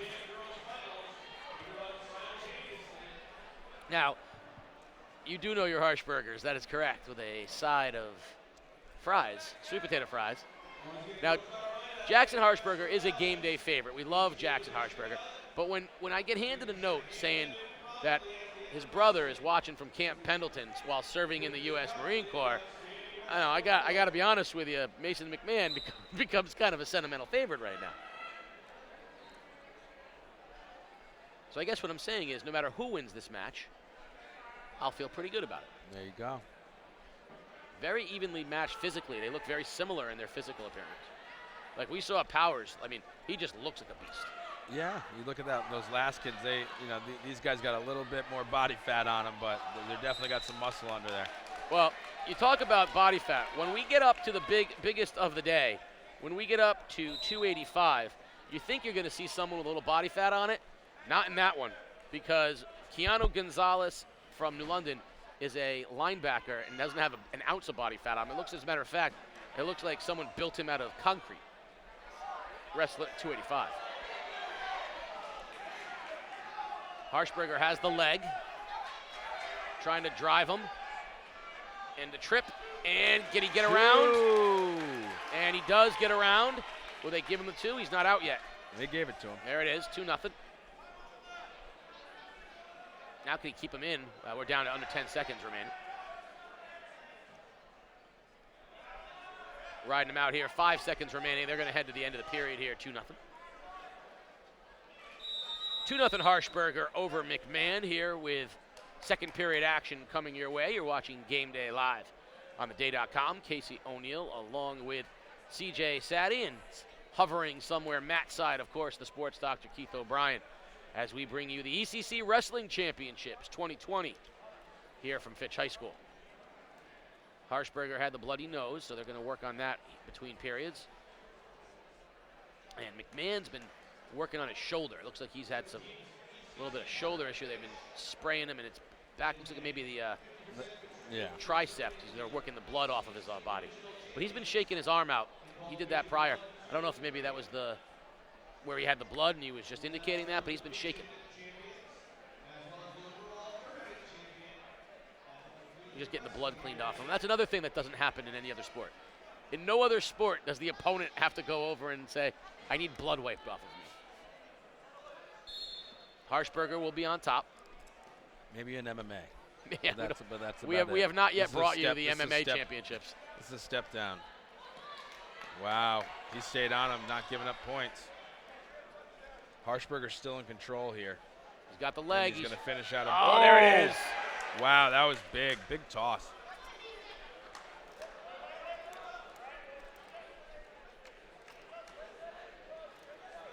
Yeah, they say there's another saying. They say a boxer punch you with his fist, but a wrestler will hit you with the earth. Oh, I like that. And that's certainly true. Pick you up, throw you against the earth. It's going to hurt. I was talking about both Johnny Green and Lee Elsey earlier, and then one of my favorite stories. Johnny Green was a two-time state wrestler, from New London, and Lee Elsey was a football player and baseball player who wrestled because it was going to keep him in shape. And they wrestled against each other one time, and they were good friends from playing baseball against each other. And Johnny told him he'd make him look good for about half a period. So Johnny kind of toyed with him for about a half a period, and then said to him, all right, you ready? And Lee said, what? And he goes, next thing you know, he was looking at the ceiling, and Johnny had him on his back, just power slammed him, to the mat, knocked all the air out of him, pinned him. And from what I understand, Johnny Green was a big, mean green machine. He was a three-sport superstar. Football player, baseball player, wrestler, was good at everything. If you know who the baseball player Kirby Puckett was the Minnesota Twins, that's what Johnny was built like. He was built like Kirby Puckett, and he could do anything. And Lee Elsey's not a bad athlete himself, but it's funny because, there are kids who wrestle, but they play other sports, and then there are the wrestlers. People whose wrestling is their sport, their family thing. That's what they do. I'll tell you, the wrestling families are fabulous. I love some of these families who spend their, traveling around tournament to tournament. Spend their lives. Wrestling families are fun. So a lot of these kids that you're seeing out here have come up through the youth programs. It's not easy to just pick the sport up in high school. There are the kids, especially these upper weight classes. You see the guys, the football players, and the big, strong, athletic kids who can come out and learn the sport. But those lighter weights, man, those technicians. That's why those Killing the guys, man, very, very technical, winning a lot of lightweight matches. 2-0 Harshberger as we head into the third period. He'll be down on bottom and McMahon up on top. I wrestled for 4 days. Yeah, how'd that last? Well, my freshman year, Fran DePeter from New London said, why don't you come out for wrestling? It'd be really good, keep you in shape for baseball. I said, sure. First day, I went down into the bowels of New London High School, down into the locker room. It was 207 degrees, and I threw up 35 minutes into practice. And I came back the second day and got dropped on my shoulder, and it popped out of the socket. And I came back the third day, and he said, today we're going to run bleachers. And on day 4, I said, I think I can go to New England Health and Racket to stay in shape for baseball. I'm going to take up fencing. Yeah, there's a whole different. I'll stay in shape for baseball a different way.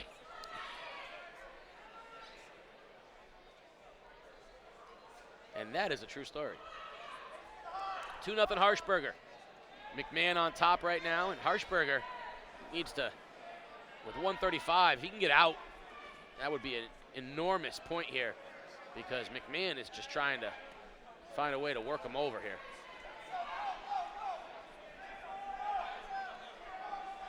And there it is. McMahon's got a chance. He just spun him, just had a chance to get him over on his back, but couldn't quite get him there. Minute 15 remaining here.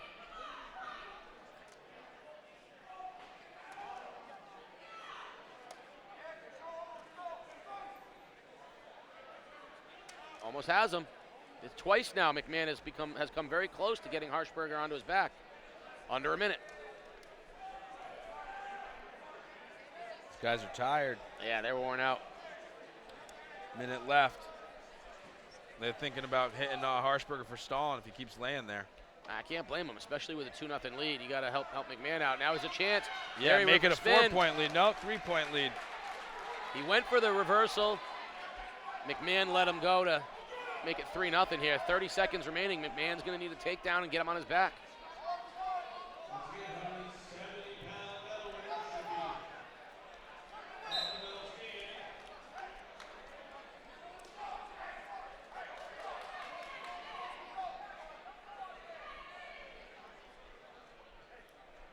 What do we got here? Another stoppage? Yeah, they're coming here to get this blood cleaned up. Which I got to think is a big advantage for Harshberger because he was, you got 23 seconds, give you that last little bit of, get a little wind in you before you head back out. Wipe the mat. People always say that, but for me is they're both getting the same amount of time to catch their wind, right? That's a common thought, though. People are like, oh, maybe, this guy, but they both have the same amount of rest time. They're both right, but he's got the 3-0 lead. So now he has to ride 23 seconds out, and he's got a minute of rest in order to recompose himself. But he also has a minute. Right, but he's down 3-0. He's down 3-0. So true. we know what he needs to do. He needs to get a takedown, and he needs to get him over onto his back. So now Harshberger's got a minute of rest, and he knows all he needs is 23 seconds to avoid it.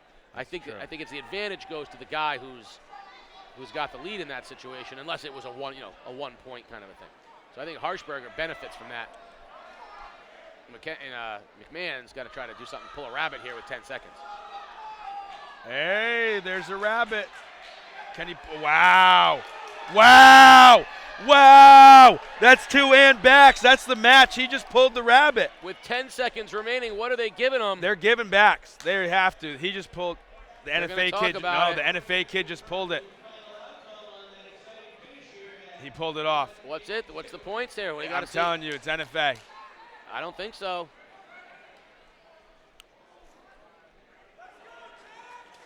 Oh, no. wow. They wow. gave him the 2 3-2 Harshberger.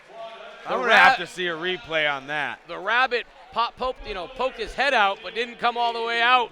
3-2 Harshberger. Wow, I'm a little surprised there. We don't have an instant replay button here. You'll be able to see all. We'll be able to check it out tomorrow. We'll find out what you think. That's the beauty of this live stream. Sports Doctor. He's all smiles. Jackson Harshberger. He avenged last year's loss with a huge win today. Talk about the match down the stretch, will you? It was close at the end. I was trying not to tie up, and he just overpowered me. All that work, all during the offseason to think about it to get to this point, though. Talk about that real quick, Jackson. Really, to get to this point is everyone that helps me in practice and pushes me. Right. Like Nolda, he pushes me every day, makes sure I'm running as hard as I can and drilling as best as I can. Bloody nose ain't going to stop you out there, is it, son? Never. No, it's pretty stuff. Casey, congratulations. Thank you, Sports Doctor. Congratulations, Jackson Harshberger. A 3-2 win over Mason McMahon in an epic fashion. Here we go. David Toma, the number 1 seed, the senior from Wyndham. Lyman Memorial, Wyndham Tech at 31-5. And last year's champion, Jaden McKenzie, only 11-1 this year, the junior from New London. Returning ECC champ. Toma lost to Johnny Falco of the Fighting Falco family, the first family of Griswold Wrestling. He's actually standing over there right across from us. My niece, Kelsey, is engaged to Dustin Falco. There you go. So I will be an adjunct Fighting Falco. And he liked me because every time I see him, I go, there he is, Dustin Falco of the Fighting Falco family, the first family of Wyndham Wrestling. And he was like, I'll never get tired of that. Oh, yeah. I was telling the brother on the way, and I loved his quote when he got interviewed after he won. He said, "Oh, your brother wasn't an ECC champ, but you are." And he goes, "Well, I guess I'm better than him, huh?" Yeah, that one stayed. McKenzie and the Toma. Aggressor. There are, wow, stall call already.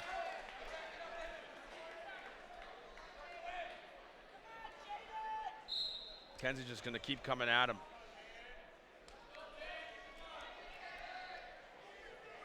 Hard to believe this is one of our final 4 matches of the day. Yeah, and it's going to be 4 New London heavyweights in a row. McKenzie, followed by Williams, followed by Gonzalez, as New London puts in a row. So that's 3 3 of in the a last row, 4, excuse me. 3 of the last 4. Commander, of course, being the other New London finalist.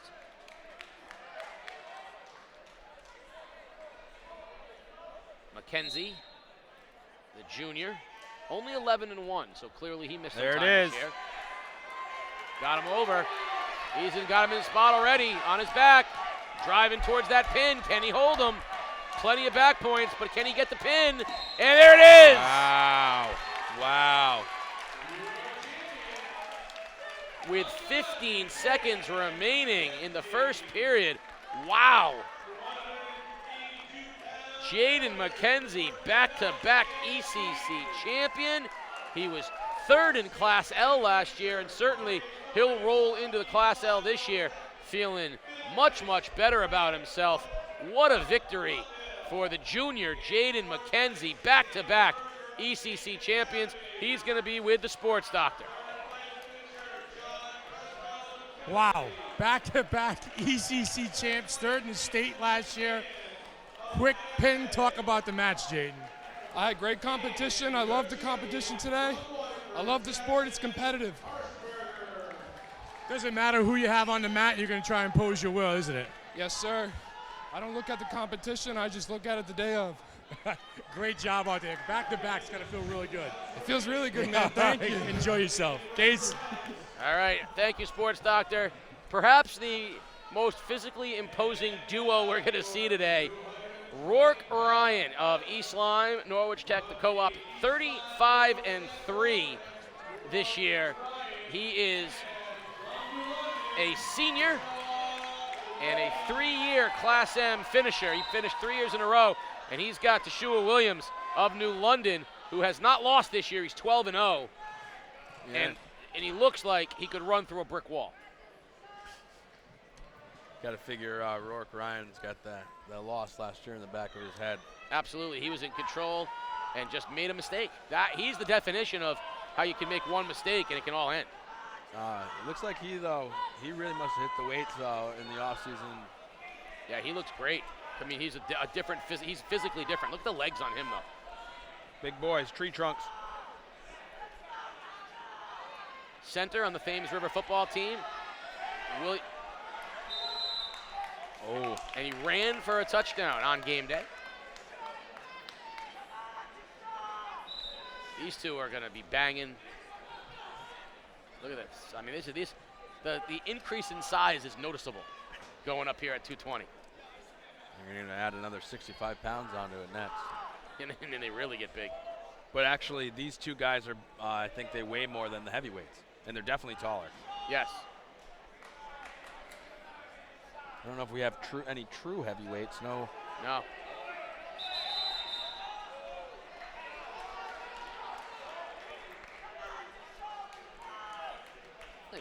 I'm not sure if I could take the legs off of Ryan and the shoulders off of Shua Williams, I would be very happy. You'd be all legs and all shoulders. I mean, I could definitely though. I could look good.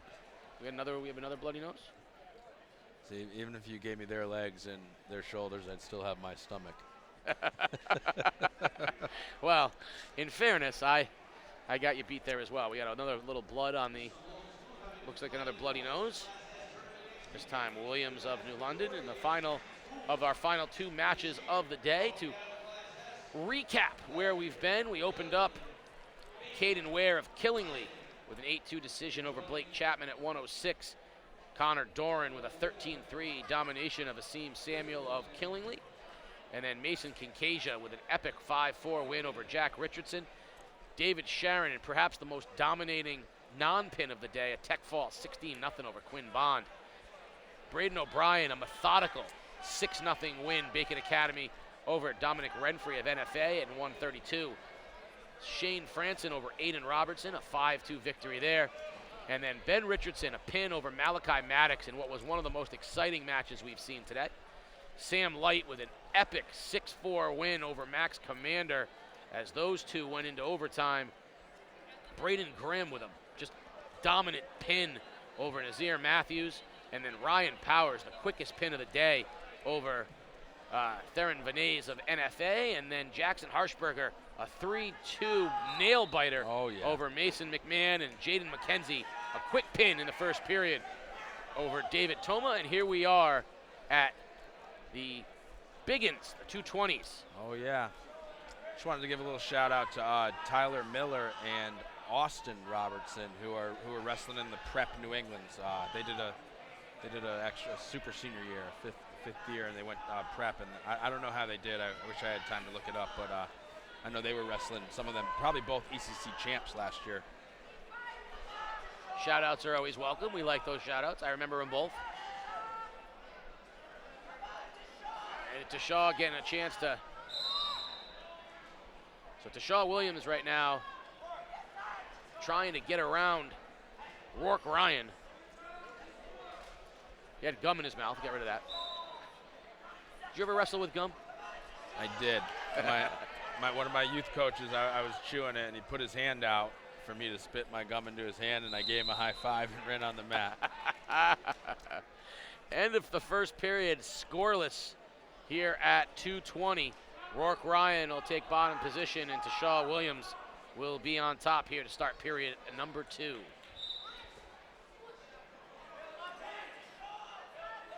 Hopefully no Granby roll from Rourke Ryan right in this position this year. I think he learned flat. I don't think you'll ever see him make that mistake again. Better off with a dinner roll than a Granby roll, I always say. Oh, man, Tashaw. There he goes. Wow. He's got him. Man. He's got him in his good position. Rourke did pop up. Tashaw's got it. Tashaw's riding him, looking for that pin. He got a headlock. It's going to be tough for Rourke Ryan to come out of this. Here he's got it cinched. Can he roll him and keep him? He's all over him. Ryan fighting. And there's the pin. To Shaw, wow. What a big victory Yeah. for Tashaw Williams, the Whalers. junior. 220 pounds. Upsets the #1 seed, Rourke Ryan. Whalers. Big win for Tashaw Williams.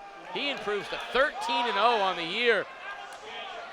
The junior undefeated here this year, and he will advance to our states as the ECC champion at 220, and the sports doctors got him. Deshaun Williams, undefeated, 13-0 in a year. You want a piece of me or what? Yeah, I do. Bring it on. Bring on anybody. Listen, New London's in the house.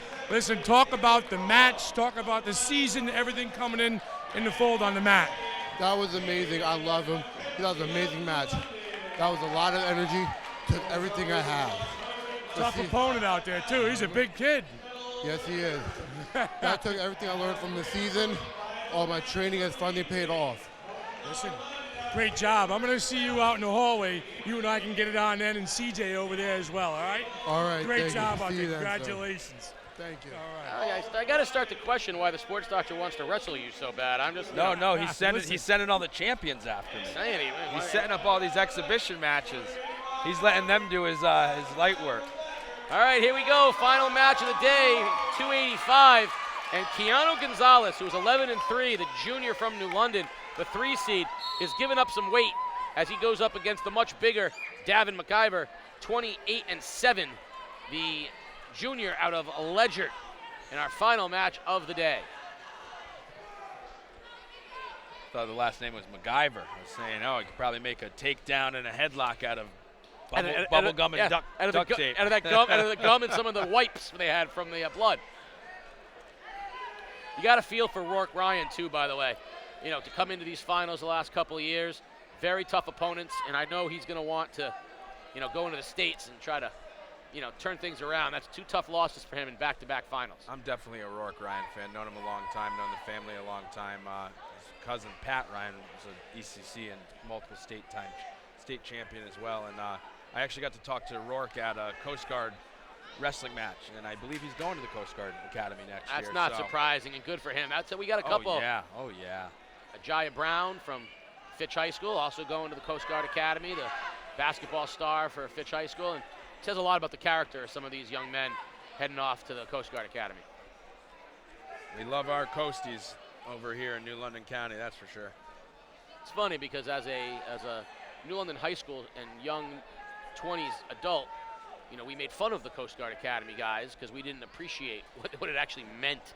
And as you get older, you have a real appreciation for what those men and women who go to the Coast Guard Academy, not only the commitment, the service, but the kind of people that they are in order to undergo the rigor academically, physically, you know, the sacrifice of the Coast Guard. I have a lot of appreciation for those guys, and they look good in uniforms too. There's my brother Giuseppe Satti, the lone wrestler out of St. Bernard's. I don't think he won any matches though. He looks good though. He's got the hair. He does have the hair. He's got the Satti hair. Not the Satti wrestling ability, not yet. We'll see. Yeah, he's got plenty of time for that. 2 more years. 4 seconds remaining in what has been a scoreless first period between Davin McIver and Keanu Gonzalez, and they'll head to the second. Now in the last match, same thing. Ryan and Williams were scoreless going into the second period, and then out of nowhere, Williams just buried Ryan and got him into the pinning situation. When a big boy lands on another big boy, it's not easy to get said big boy off you. You mentioned hitting you with the earth. Well, man. If you know. No, that was your squash between the earth and the other guy. I think that's even worse. If MacGyver lands on you, or Gonzalez lands on you, that is a lot of human being. MacGyver scores the point on the escape. Takes the lead.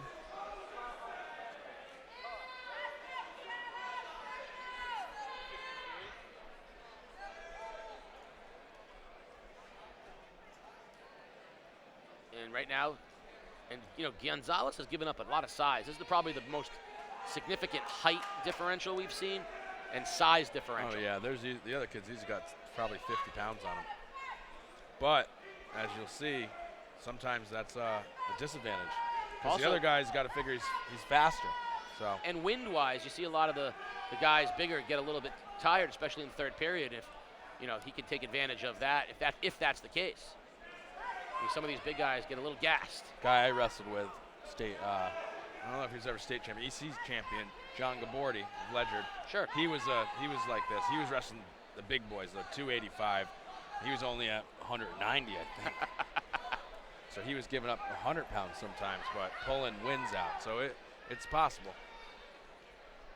Sometimes it just becomes a war of attrition.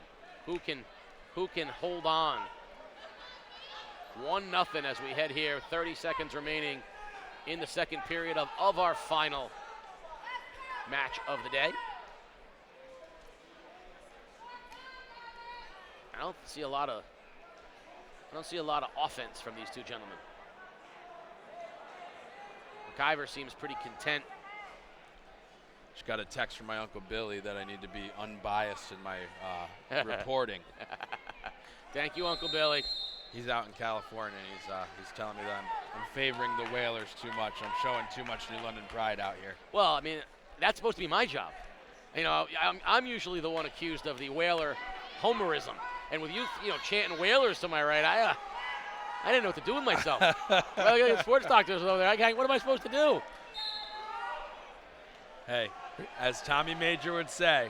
Listen, let the train keep coming. I'm surrounded by New London every day. Casey, I want to give you a shot of my socks, too, before we go off air. You get a kick out of it. You got it. Right now, there's an opportunity for McIver. He's got him on his back. That's it. McIver's got him.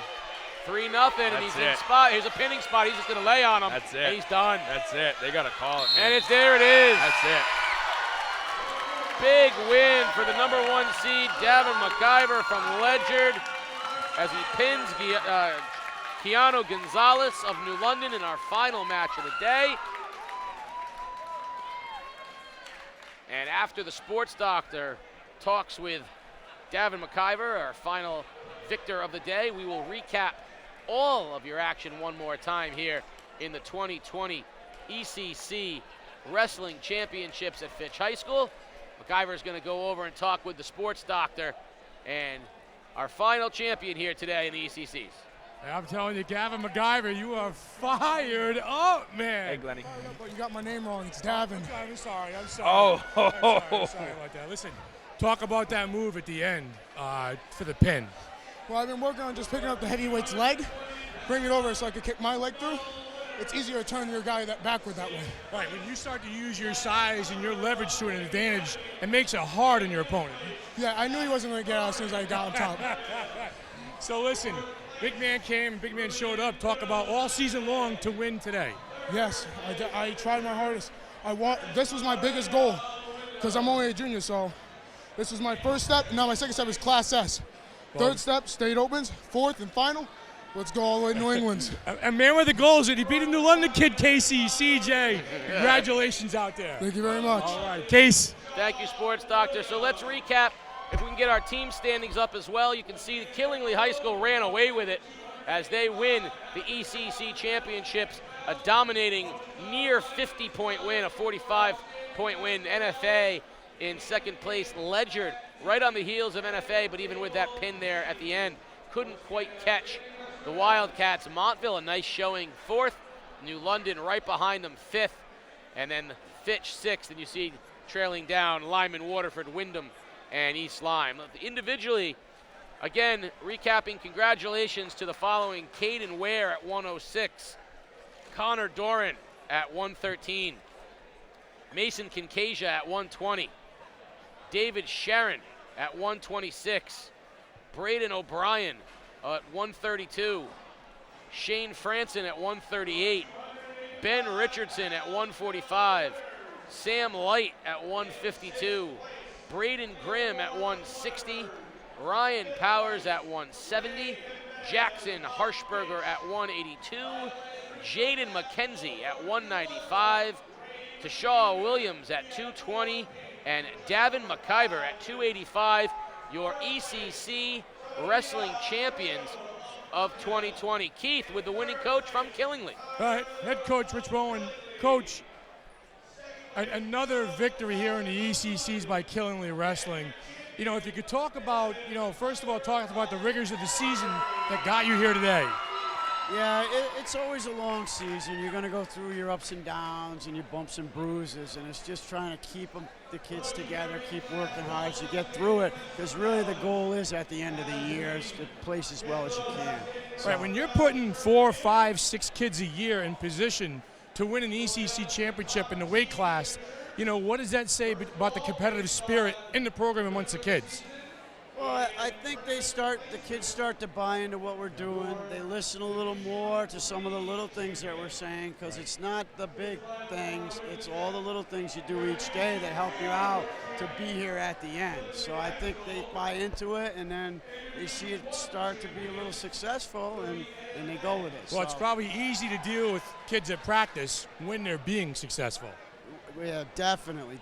And hey, listen, we take our lumps during the year too, so you got to come back from that. It makes you stronger here at the end of the year. Now, what does this mean for you guys now with the rest of the states and coming up? Well, it's going to be a battle in the States too. We've got a lot of the same teams that are here. We're going to be battling again, so kids know each other. It's not easy. Listen, we've seen a lot of success at Killingly, football, basketball, baseball, add wrestling to the mix too as well. So congratulations to you and your kids today. Well, thank you very much. I appreciate it. All right. Casey? You know, Coach Bowen is not a stranger to victories. That man has more victories than the rest of this gym combined. They've won a few. We want to thank our sponsor today, as always, Game Day, brought to you by Waterford Dental Health. At Waterford Dental Health, our entire team is dedicated to providing you with a personalized, convenient, and affordable dental care you and your family deserve. Visit them at 177 Boston Post Road or at waterforddentalhealth.com. An exciting day of wrestling. The ECC finals are done. Our champions have been crowned. We saw some exciting matches that went down to the wire, into overtime, some pins, some near falls at the end of regulation, and a little bit of everything here today in our championship matches. Great tournament, ECC, great conference. I want to thank you guys for having me on. I love doing this. It's always exciting. A lot of people say they want you to do it for states and state opens. Listen, we love doing it. It's a fabulous thing. We got a huge compliment. A friend of mine is a wrestling coach up in the Bristol area, and he said that, you know, for their neck of the woods, they all tune into this and watch the replay. It's a training film, highlight film, like you know. He told me he's scouting his competition for the next. Yeah. Shout out to Bryant Lishness. There you go. And so that's what we do, and I think that's great. You know, the rest of the state tune in and take advantage of what we have to bring you here. But an exciting day of wrestling, and congratulations to the champions, Killingly High School, plus all the individual champions as well. My Valentine, Jessica Lima, fiance, just showed up. So it's perfect timing. I think I'm allowed to leave now, right?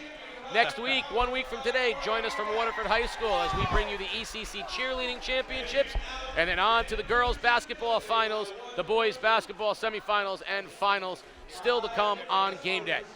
For Peter Wappy and the crew, the sports Dr. Keith O'Brien, and CJ Saddy, the best-looking color guy we've ever had on Game Day, I'm Casey O'Neill saying good night, everybody.